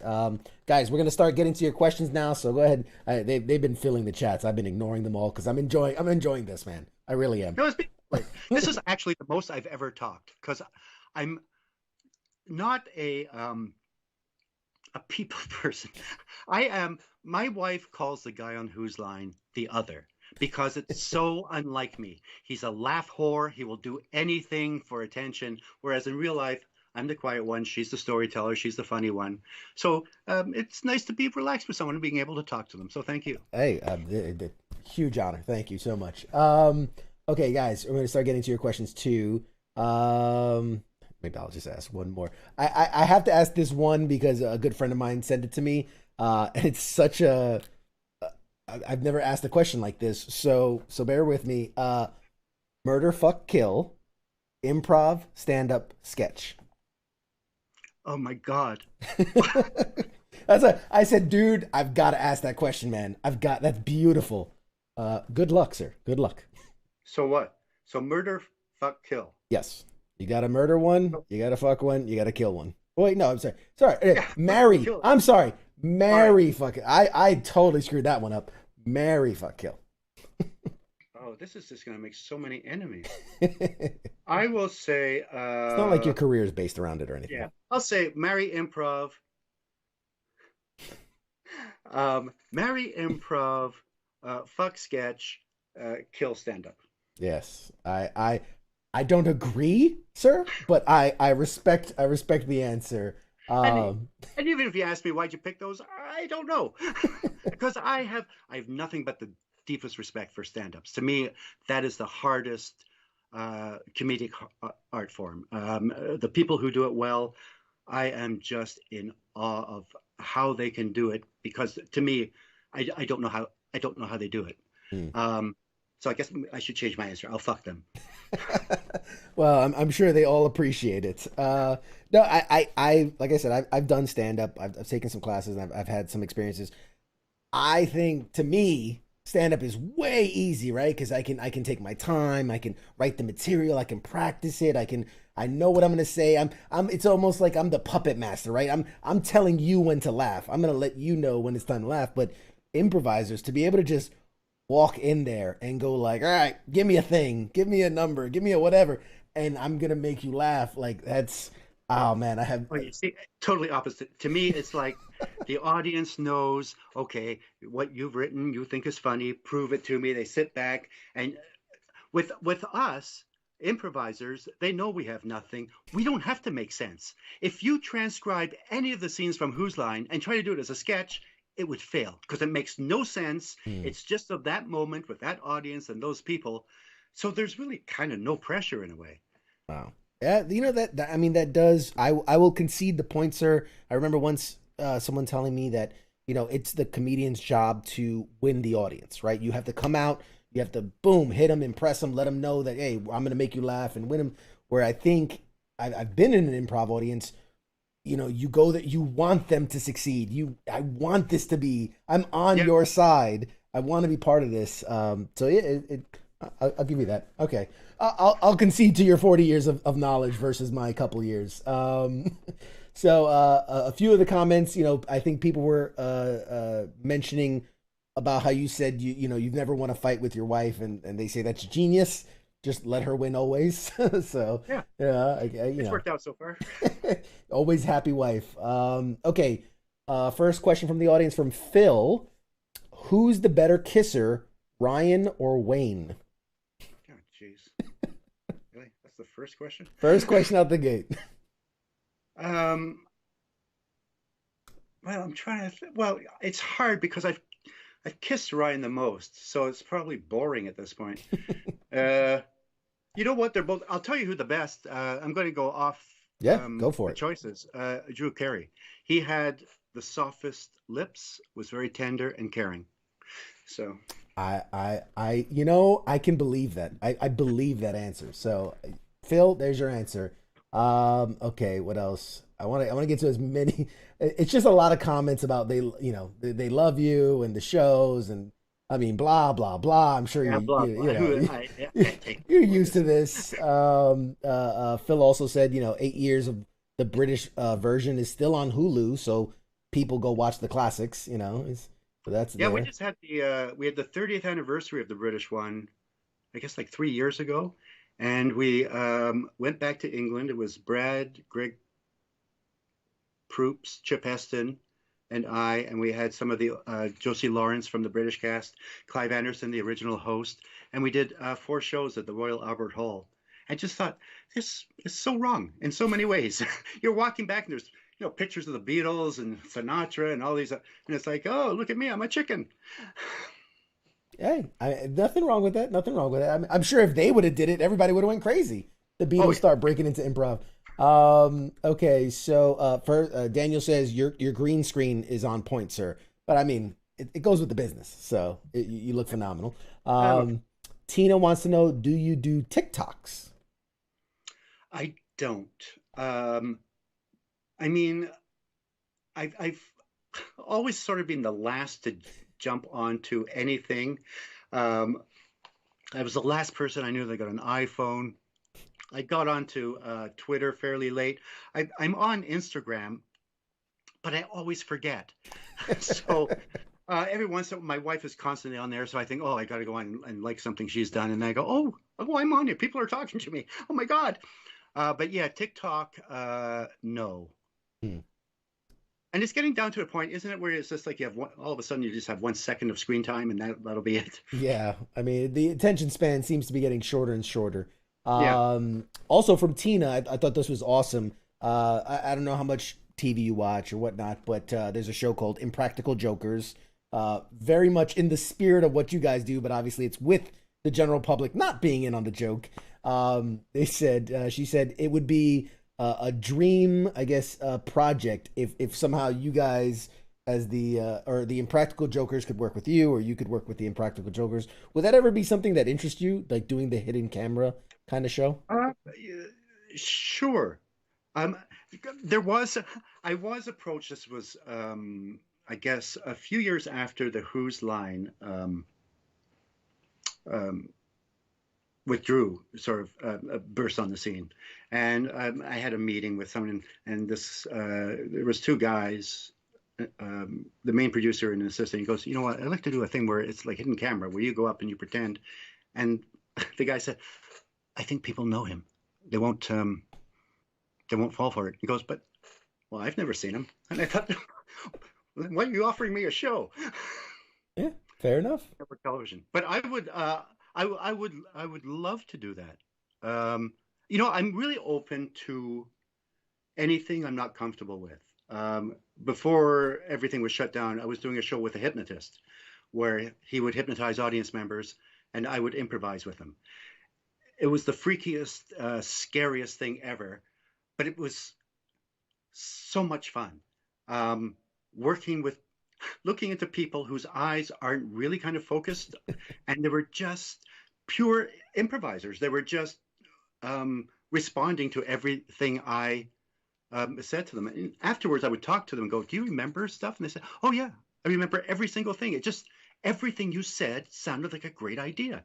So I did it. The barriers were down. All the the filters, so to speak. Apparently, when people are hypnotized, what happens is the part of the brain that deals with self-criticism activity kind of stops, and your creativity builds.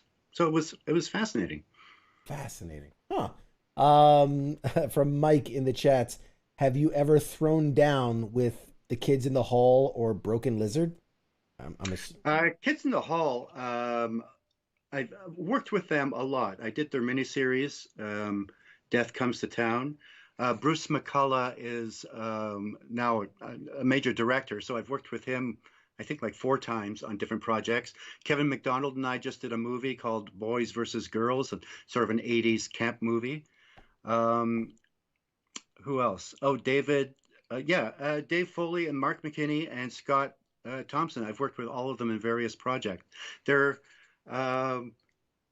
They are fun and dangerous and a good time always. In the best ways, of course. Yeah. Okay, Phil. I'm assuming this is an inside joke or something. I'm curious, but ask him how he really feels about tapioca. Yeah,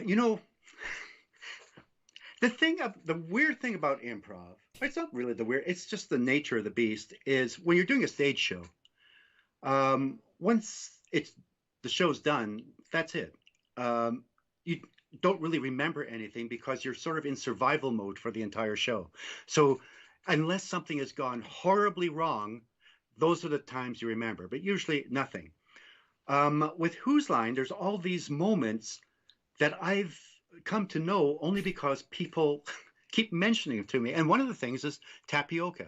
I made Ryan Stiles laugh once, and for no reason I can really discern, just by saying tapioca, and he lost it for like 3 minutes.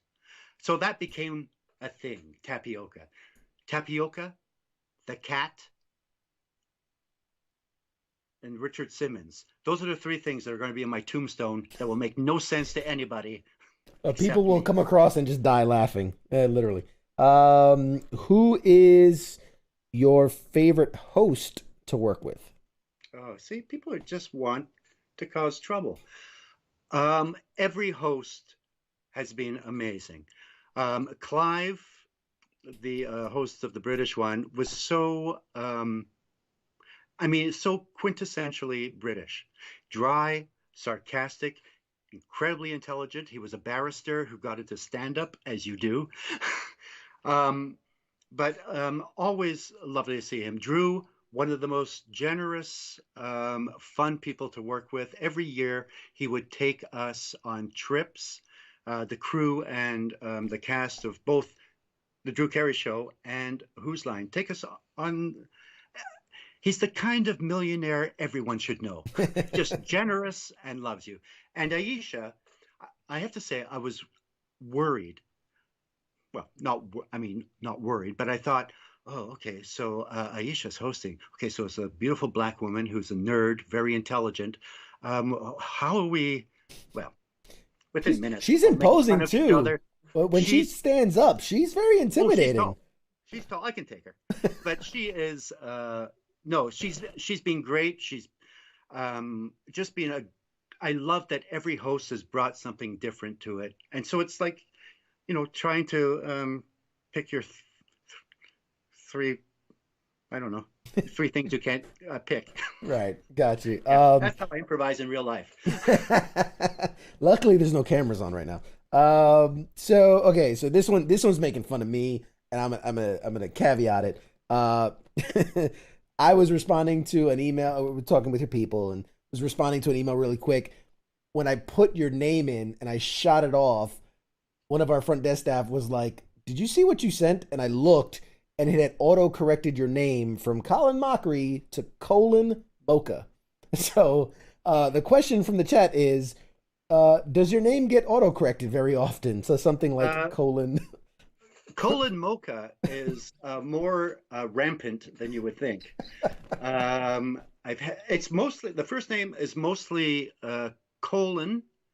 The second name I've had Mariachi. That's a good one. But yeah, and I find it extremely irritating when I'm writing my name on my computer, and it's like, well, my computer should know me. It should know my name by now. For God's sake, don't put the colon mariachi. It's just. I'm sorry if you ever decide to like go anonymously. I think Colin Mocha is a phenomenal name. No, autocorrect is evil. It truly it's. I think it was sort of started as some evil prank because.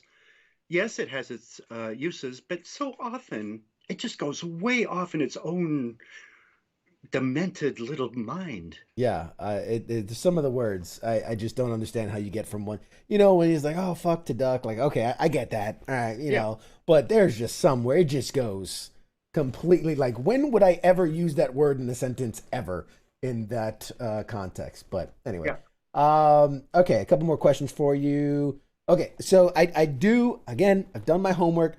I just wanted to point out that I mean, you've had an illustrious career, even outside of Whose Line, just in the world of improv and comedy. These are awards you've won. Not even, we're not even counting nominated. Won. Best Male Improviser, Best Male Performance on Television, Best B-Movie Hollywood Appearance or Cameo, Best Script for TV, Comedy, or Variety, Best TV Writing in a Special or Episode, Best Ensemble Performance in a Comedy Program or Series, the ACTRA Toronto Award of Excellence. I mean, come on.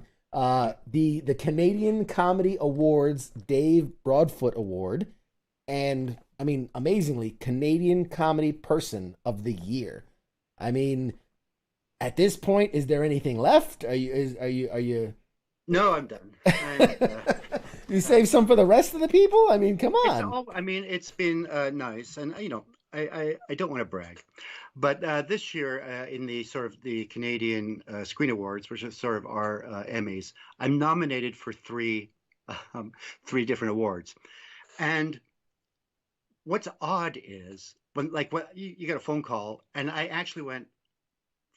They went, "You've been nominated," and I went, "For what?" Are you kidding? Like, what have I done that's... And even when they told me, I thought, really? Okay. Part of it, I think, is just reputation.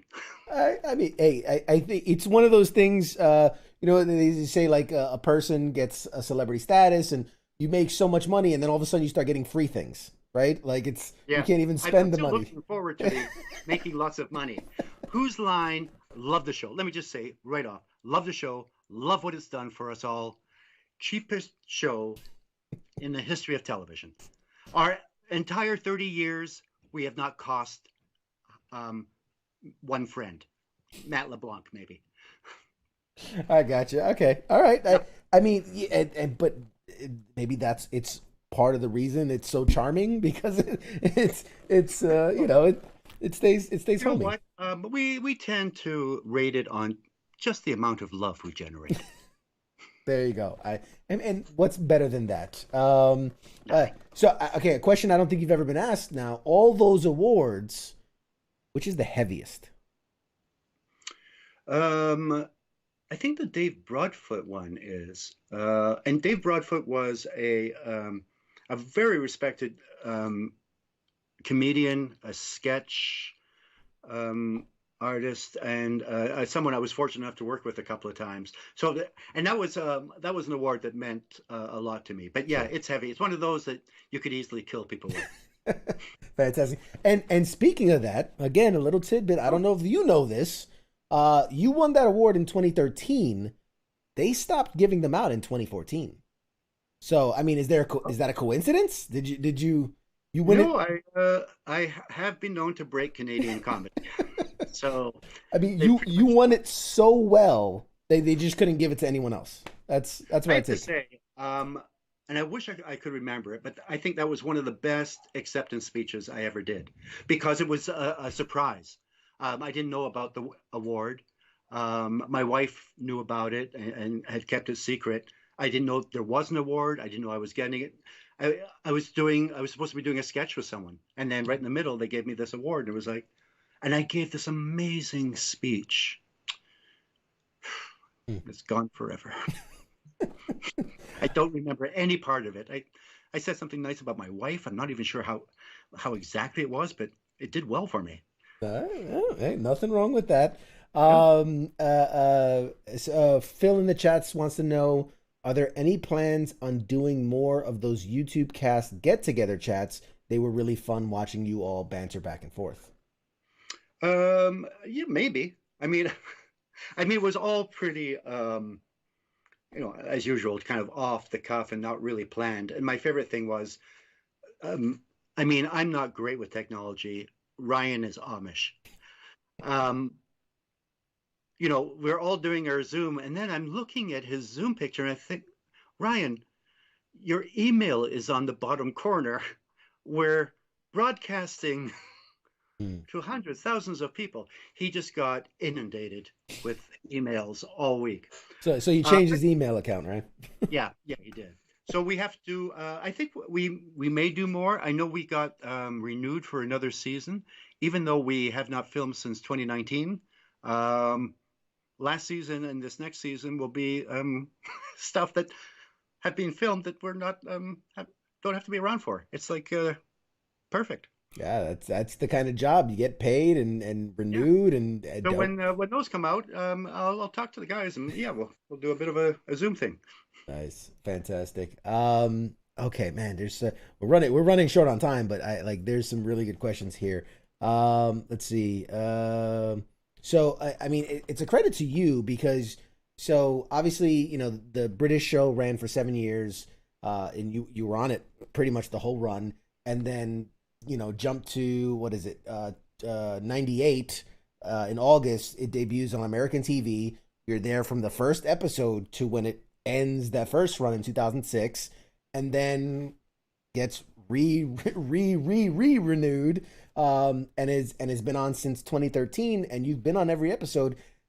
As far as the American, from what I could gather, 369 episodes, you've been on all of them, which beats out Ryan at 367. Yeah. So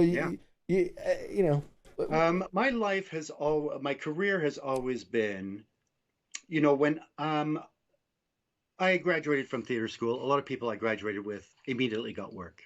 That wasn't for me. I took my time, but my thing was my career is going to be built on stamina and hanging in till everyone else dies or quits. And that's the way it's worked. I just hanging in there. Ryan got food poisoning for a couple of shows. I was still there. Wayne went off to Broadway. I'm still there. I'm like a cockroach. Comedy cockroach. There's nothing wrong with that. I mean, that's a great inspiration for people that if you just put your head down and just just hang in, you never know what could happen. Exactly. Life is a marathon. It's not a sprint. Right. And you said, I think it wasn't until you were 44, before it really took off for you, right? But I became an international comedy icon. It took that long. Unfortunately, I mean, the people missed out the first couple of years.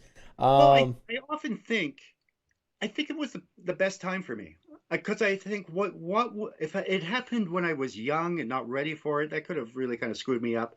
I was at the point where, this is nice, but it could end tomorrow. So I'm just going to have fun, enjoy it, see where it goes. Fantastic. So before we lose you, what's happening?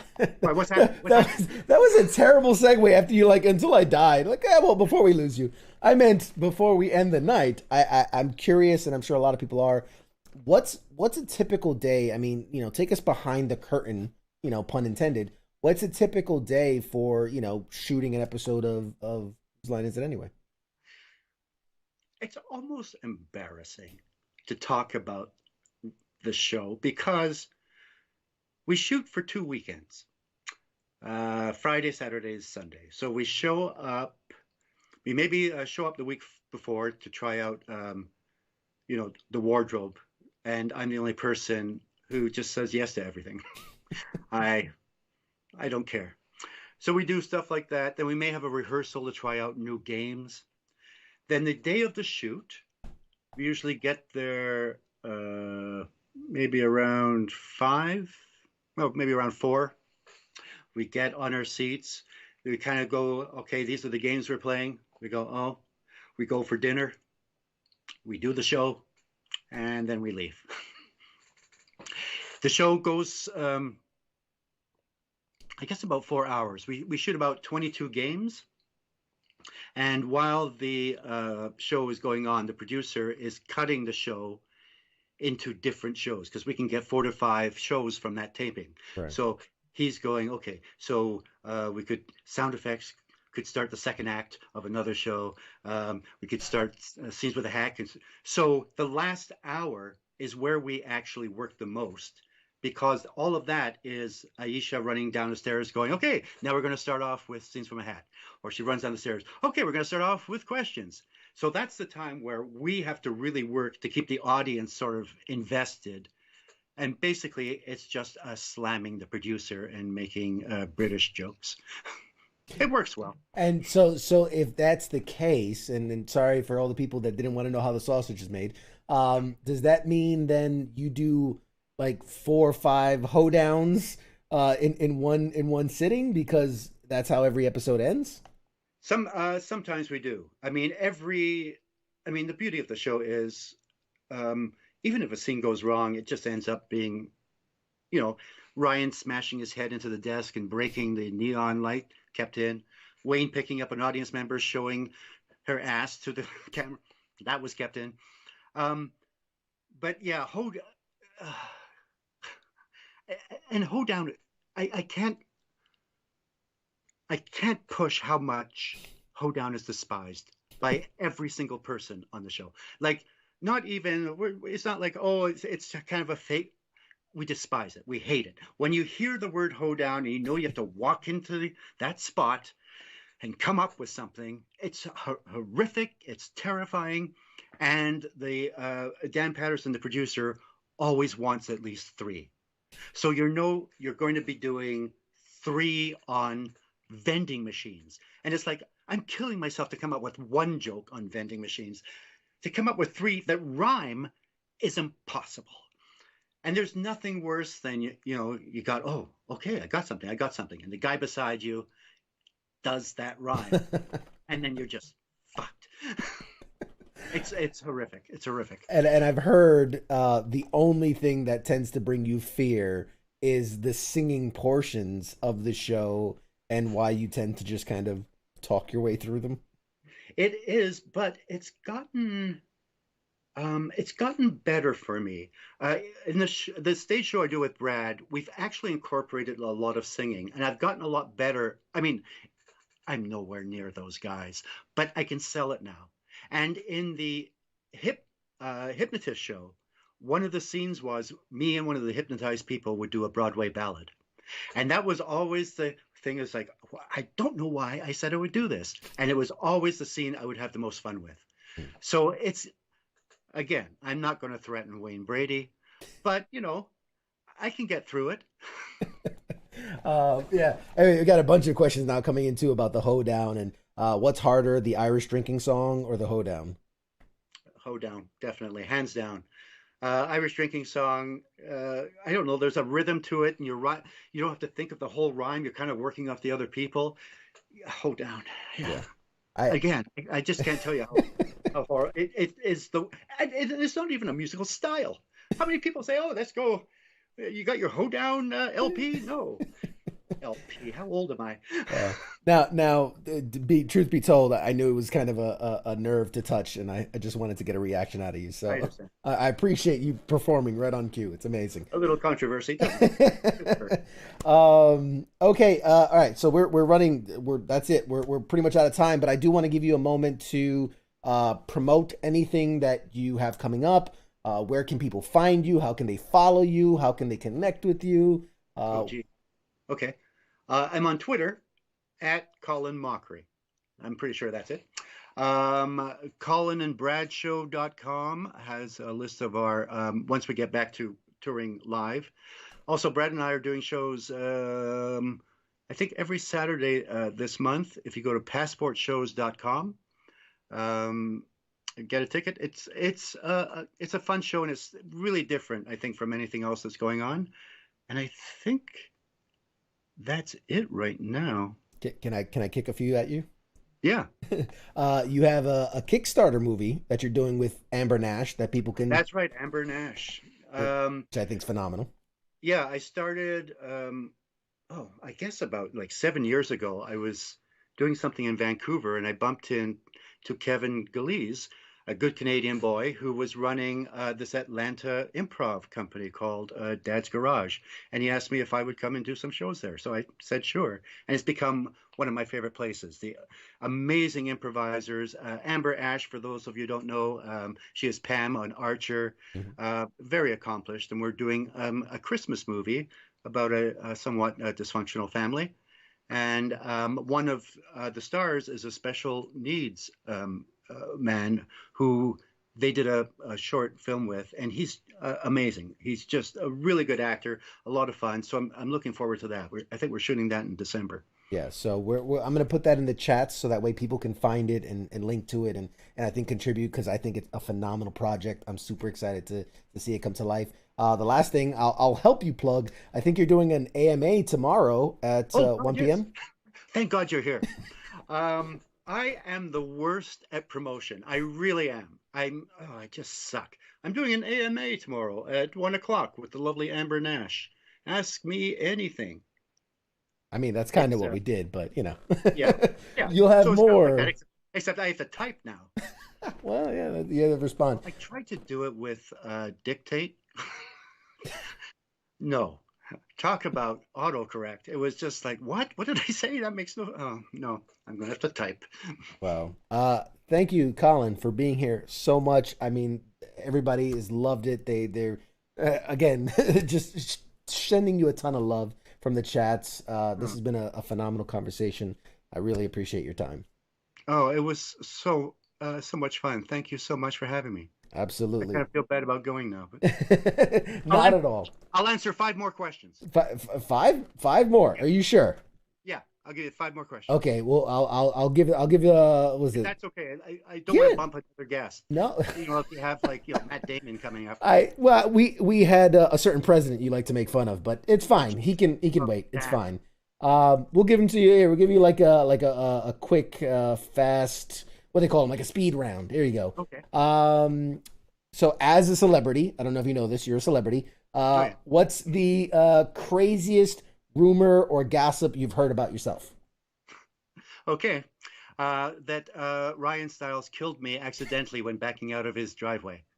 And this, I know, it's like, those are, I would think, fairly easy to check up on. I mean, as a celebrity, I would think I would get at least a little bit of ink in a newspaper, as opposed to, I heard Ryan Stiles killed his co-star. I think that would be like a good story. Yeah, it didn't happen. It's okay. We'll get him next time. Okay. Who's been your favorite one-off guest performer to work with? Oh, on whose line? Well, I mean, Robin Williams. He was everybody's. He inspired all of us, I think, with improv. But then when he was on the show, like, he was an Oscar winner and he was doing our show, and he was one of the guys. And one of those people who I love, who knows the crew's name within 20 minutes of working with everyone, and just makes everyone feel, yeah, you're an important part of this. Hey, Jerry the Grip. Hey, or you would talk to the cameraman. Am I in this shot? Am I? And so everyone felt like they were. I still don't know the names of the cameramen. I don't care. But he really brought that to the fore. That this is an ensemble art. Everyone. We can't do it without lights. We can't do it without video. We need everybody here working together. So it was great just to be in the area of his brilliance as an improviser, but also to be in his space as a wonderful person. Oh, that's incredible. I can't imagine what it would have been to share a stage like that's Oh, incredible. and he sweat. He went through 3 shirts. And the last shirt he took off, and some woman said, throw it to me, throw it to me. And he threw it, and all you heard was, oh. I mean, that amount of energy. I mean, it's got to go somewhere. Yeah, there was nothing less than 110%. Oh, that's incredible to be there in that moment. Okay, a couple more. So, hey, celebs are just like us. What's your biggest starstruck moment? That time you couldn't get the words out in front of someone. I'm a hockey fan. So I was at this one of the sports commentators up here. His wife had a charity, so he would ask my wife Deb and I to come out, and we would do charity auctions. And one year we came out, and he came over to me and said, Bobby Orr is at our table. For those who don't know, you're insane. He's the best defenseman that ever played. Bobby Orr is at the table, and he'd like you to join us for dinner. And I went, oh. I said, well, I'm here with a bunch of friends. And my wife goes, are you a fucking idiot? It's Bobby Orr. You're going to see these friends tomorrow. So I went, and it was just, I couldn't stop looking at him. And he said, I just want to say my wife and I are big fans of the show. We think you're really funny. And I went, I have a doll of you, and it's still in the box. I was like, okay, I got to go somewhere now. I don't know how you follow that up. That's No, he was very gracious, and the more he made me very relaxed after that. But it was a rocky beginning. Oh, that's outstanding. Okay, 2 more. The games for Whose Line. Do you guys ever get a say as far as like pitching ideas? Like, hey, this could work. Can we try this? Or is it kind of pre-established before you even get in there? Yeah, every once in a while. New Choice, that came from Brad Sherwood. That was his game. I'm trying to think. Usually, no. I'm just trying to think. I mean, a lot of the games have been games, throughout the history of improv that have been tweaked a little. I think we may have come up with a couple of tweaks for games, but nothing. I think New Choice is the only game I can think of right off the top of my head that was something that they didn't have in their stable of games, and Brad brought it. Okay. All right. We'll end with this one. So, very much, you see actors on TV and, excuse me, my throat. The character they play is either, really close to home and kind of like them personally, or the completely opposite. So I'm curious, the characters that we get to see out of you guys on Whose Line, who is the most like how they are on the show, and who is the least like? I know we've already said you, but other than you, who's the least like kind of the character they portray on the show? Question. I mean, the show is very odd in that people think they know us because we're being ourselves. But we're being sort of heightened versions of ourselves. Ryan, that's pretty much Ryan. What you see, that's him totally. Kind of clueless in a way, doesn't know about technology, doesn't know Star Wars from Star Trek. Greg is not as caustic in real life as he would appear on stage. He's actually a very sensitive, lovely human being, one of the smartest, which I think comes across in the show, but he knows everything about everything, especially baseball. I think he knows the lifetime batting average of everyone that's ever played the sport. He knows all the facts and figures. He got to interview a lot of the people like Willie Mays and for various things, people from the Negro League. He was at a dinner there. So he's curious about everything. Wayne's a little more relaxed off stage, because I mean he has that energy. He has a lot of energy, Right. but he's the youngest, so, and a lot of it is cocaine. Let's be honest. But no, he and who else is there? Everyone else is. Aisha she's probably the closest. There's probably the very thin line between who she is off stage and who she is on stage. She's very confident, very in charge of everything, not afraid of anything. And Laura and Linda, who you don't really get to know, are just, first of all, both amazing musicians. Linda is one of the most amazing guitarists I've ever seen. Laura can do anything in the improv world and beyond. And they're both they have very sneaky senses of humor. Linda is very dry, very a little bit of sarcasm. Laura looks very innocent, but can cut you like a knife.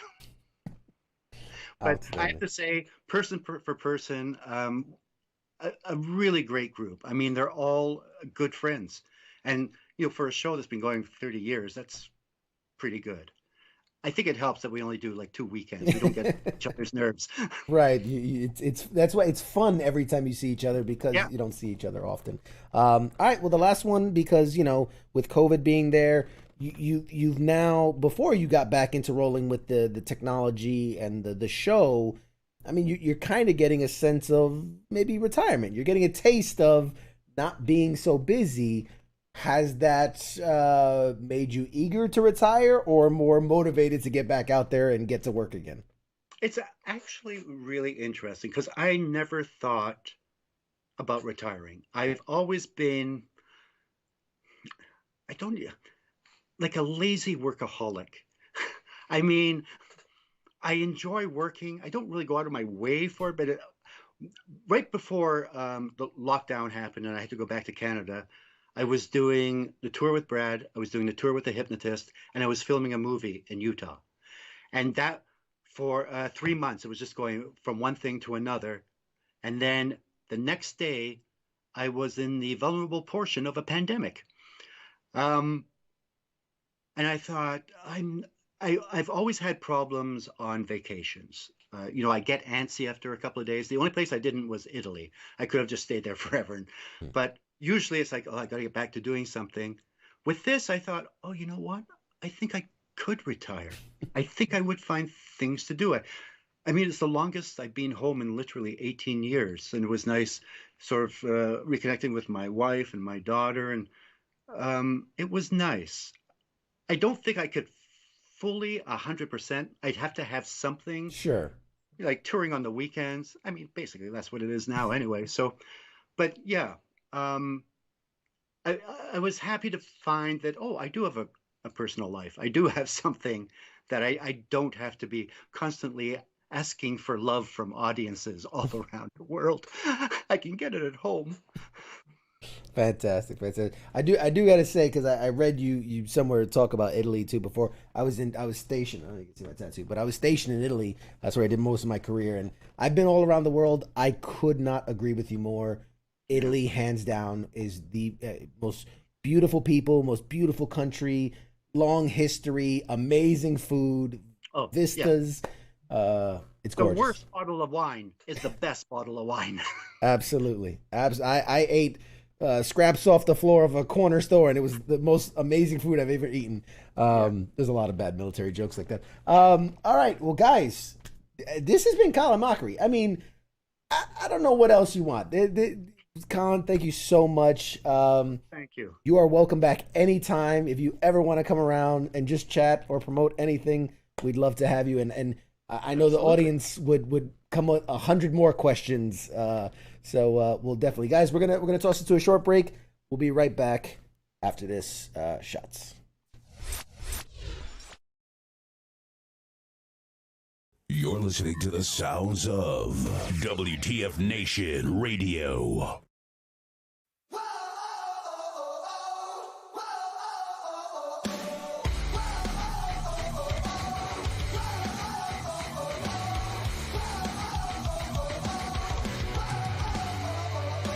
It's Friday night and I'm feeling low.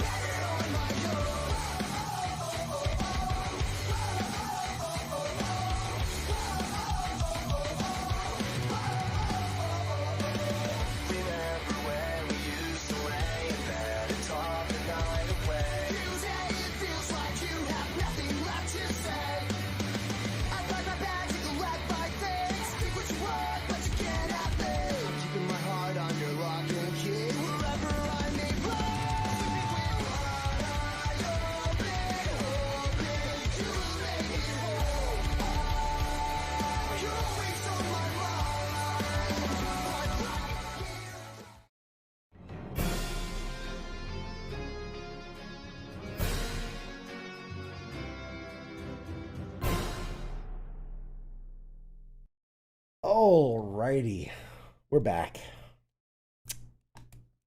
That was awesome.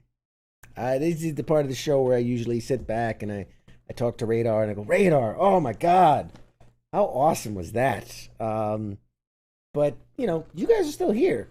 I'd love to hear your thoughts. Man, my throat is just going. I'd love to hear your thoughts. I mean, we got a few minutes here before I call it a night. If you're still there, if you're watching in the chats, I mean, what did you think, man? I really loved the conversation with Colin. He's just the nicest guy. You know, that's the kind of person you want success for. You know, the kind of guy that just is about, you know, making other people look good. He's about sharing that goodwill, about, you know, having an open mind. It's incredible. It's incredible. There was so much that I wanted to talk to him about. He has an incredible book out where it's it's called like Not the Classics, where he basically takes classic stories like Moby Dick or all these and basically does his improv thing where he takes the first line and the last line and then just kind of makes up everything in the middle. So it's a great book. You should check it out. Again, check out the Kickstarter he's doing with Amber Nash from Archer. It's an incredibly moving story, and I think it's just such a worthwhile project. And I know they're still early in the days of the Kickstarter, but they're so close to their goal already. You know, Derek, yeah, I agree with you, man. All the laughter for so many years. Colin has brought the funny in so many ways, and although he's known kind of I shouldn't say just primarily for Whose Line Is It Anyway, he has a litany of his filmography is crazy. He's been in so many things that you probably just didn't notice it or didn't realize it or didn't know him at the time. One of the questions I wanted to ask him is, you know, outside of Whose Line, like in the pure acting form, you know, who's been your favorite character to play? And so one day we're gonna bring him back, and I have a list of questions that I want to throw at him the next time. You know, your favorite Star Wars movie or book, yeah, things like that. I'd love to ask him if I get the chance again down the road. But that was a great interview, man. And thank you guys for hanging around to the end of it. As a treat, I can tell you who we've got coming up soon. Let me break out my handy dandy calendar here. We have some real guests coming. I mean, like some this summer and going into fall, we got some bangers coming out as far as guests. I see your question, Mike. My favorite Star Wars movie or book. Oh man, I like certain things about different ones. You know, for not the prequels if you want, but the fight choreography and some of the fleshing out of like the Jedi powers is very cool for the prequel trilogy. The classic trilogy, just I remember the first time watching it and like the story being something like I've never seen before. You know, the fact that, oh my God, the villain that, you know, it took a whole movie to find out a movie and a half before the villain is the father, and the princess he's been with is his sister. It's like, it's just groundbreaking kind of story wise in my head. I think, and I don't know, I can't pick. I mean, The Mandalorian does a phenomenal job. It's not a movie or book, but yeah, you can't go wrong with anything. As far as guests, looking at the calendar today. So we just had Colin Mochrie. If you missed it last week, we had Eddie McClintock of Warehouse 13 fame. Phenomenal interview. Highly recommend you go back and watch it. The replay is phenomenal. Next week, May 11th, we've got comedian Seth Herzog. He's a touring comedian based primarily out of New York. I think he's like the opening comedian for like Jimmy Fallon or one of the late night shows. I'll do my research. I always do my research. But very funny guy. He actually had me on his show So funny enough, I will say there's going to be a switch. If you watch the show regularly, you know we do the news of the day at 8 p.m. We do the interview at 9 p.m. Eastern. Because his live show is at 9 p.m. Eastern on Tuesday nights, we're going to do a little switch swap. So right at 8 o'clock, don't miss it, because right at 8 o'clock, we're going straight into the interview so that he can cut out at 9 o'clock to go do his show. And then for the 9 o'clock hour, we're going to do something fun. We're going to play some games. The audience will be able to participate. It'll be a 2-screen experience. If you've been around before, you know we play Jackbox party games, so that'll be a lot of fun. Don't miss that next week, May 11th. May 18th, oh, I'm super excited for that one. May 18th, we've got Carter Bays. Maybe not a household name, but you know his show. He created How I Met Your Mother. He's the creator behind it, one of the writers, producers. Phenomenal show. He is an incredible dude. I've had sit-down conversations with him before. We're going to talk about a bunch of stuff. We're going to talk about the show.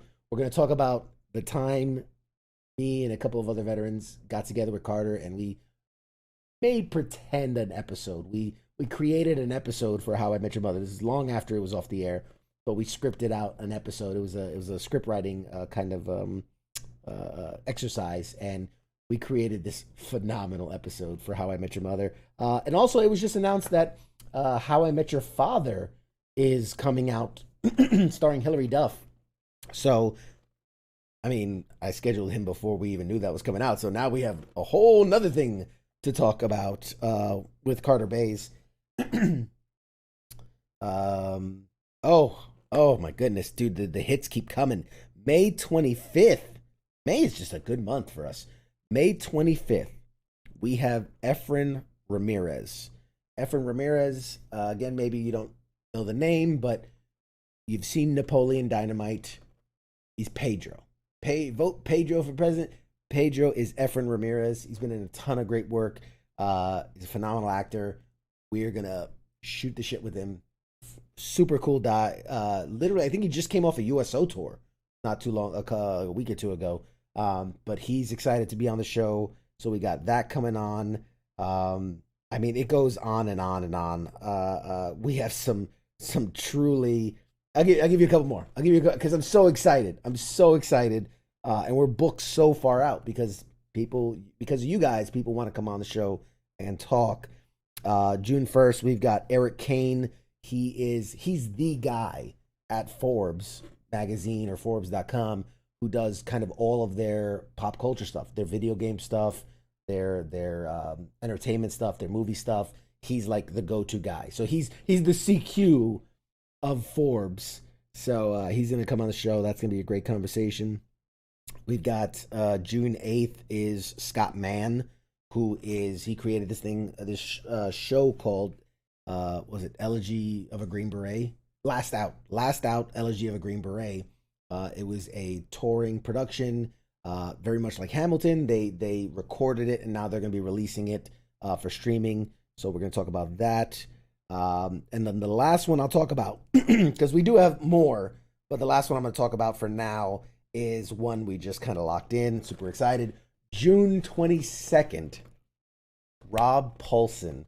And if you're like me and you grew up in the 90s and loved cartoons, you know this guy's voice. He was Pinky from Pinky and the Brain, and literally 100 other characters from across cartoon history. So Rob Paulsen's going to be on the show. I cannot wait for that conversation because I know it's going to be hysterical and we're going to have a lot of fun. So, guys, with that, my voice is completely gone now. That's how much fun I had in this interview. My voice is completely gone. But we have so much cool, fun stuff in store. I'm not even going to tease the kind of stuff that we have set up for the fall. Summer's going to be great. Summer's going to be awesome. But the stuff we have planned for the fall is truly epic, and I'm vibrating with excitement. Thank you guys for being along for the ride. I'm going to shut up now. You guys have been awesome. We're so close to 750 people on the Facebook page. So Pop Culture Warrior on Facebook, like it, follow it, share it. Because when we hit 750, which we're like 10 or 12 away, big prize pool, and we're going to do random giveaways. And I got a bunch of cool stuff to give away, and I know you guys will love it, and it's free stuff. So like the page, follow the page, share the page, get free stuff. It's that easy. All right, I've been CQ. Next week we'll have Radar back with me and more fun news, headlines, and interviews. So till next week, man, keep keeping on. Shots.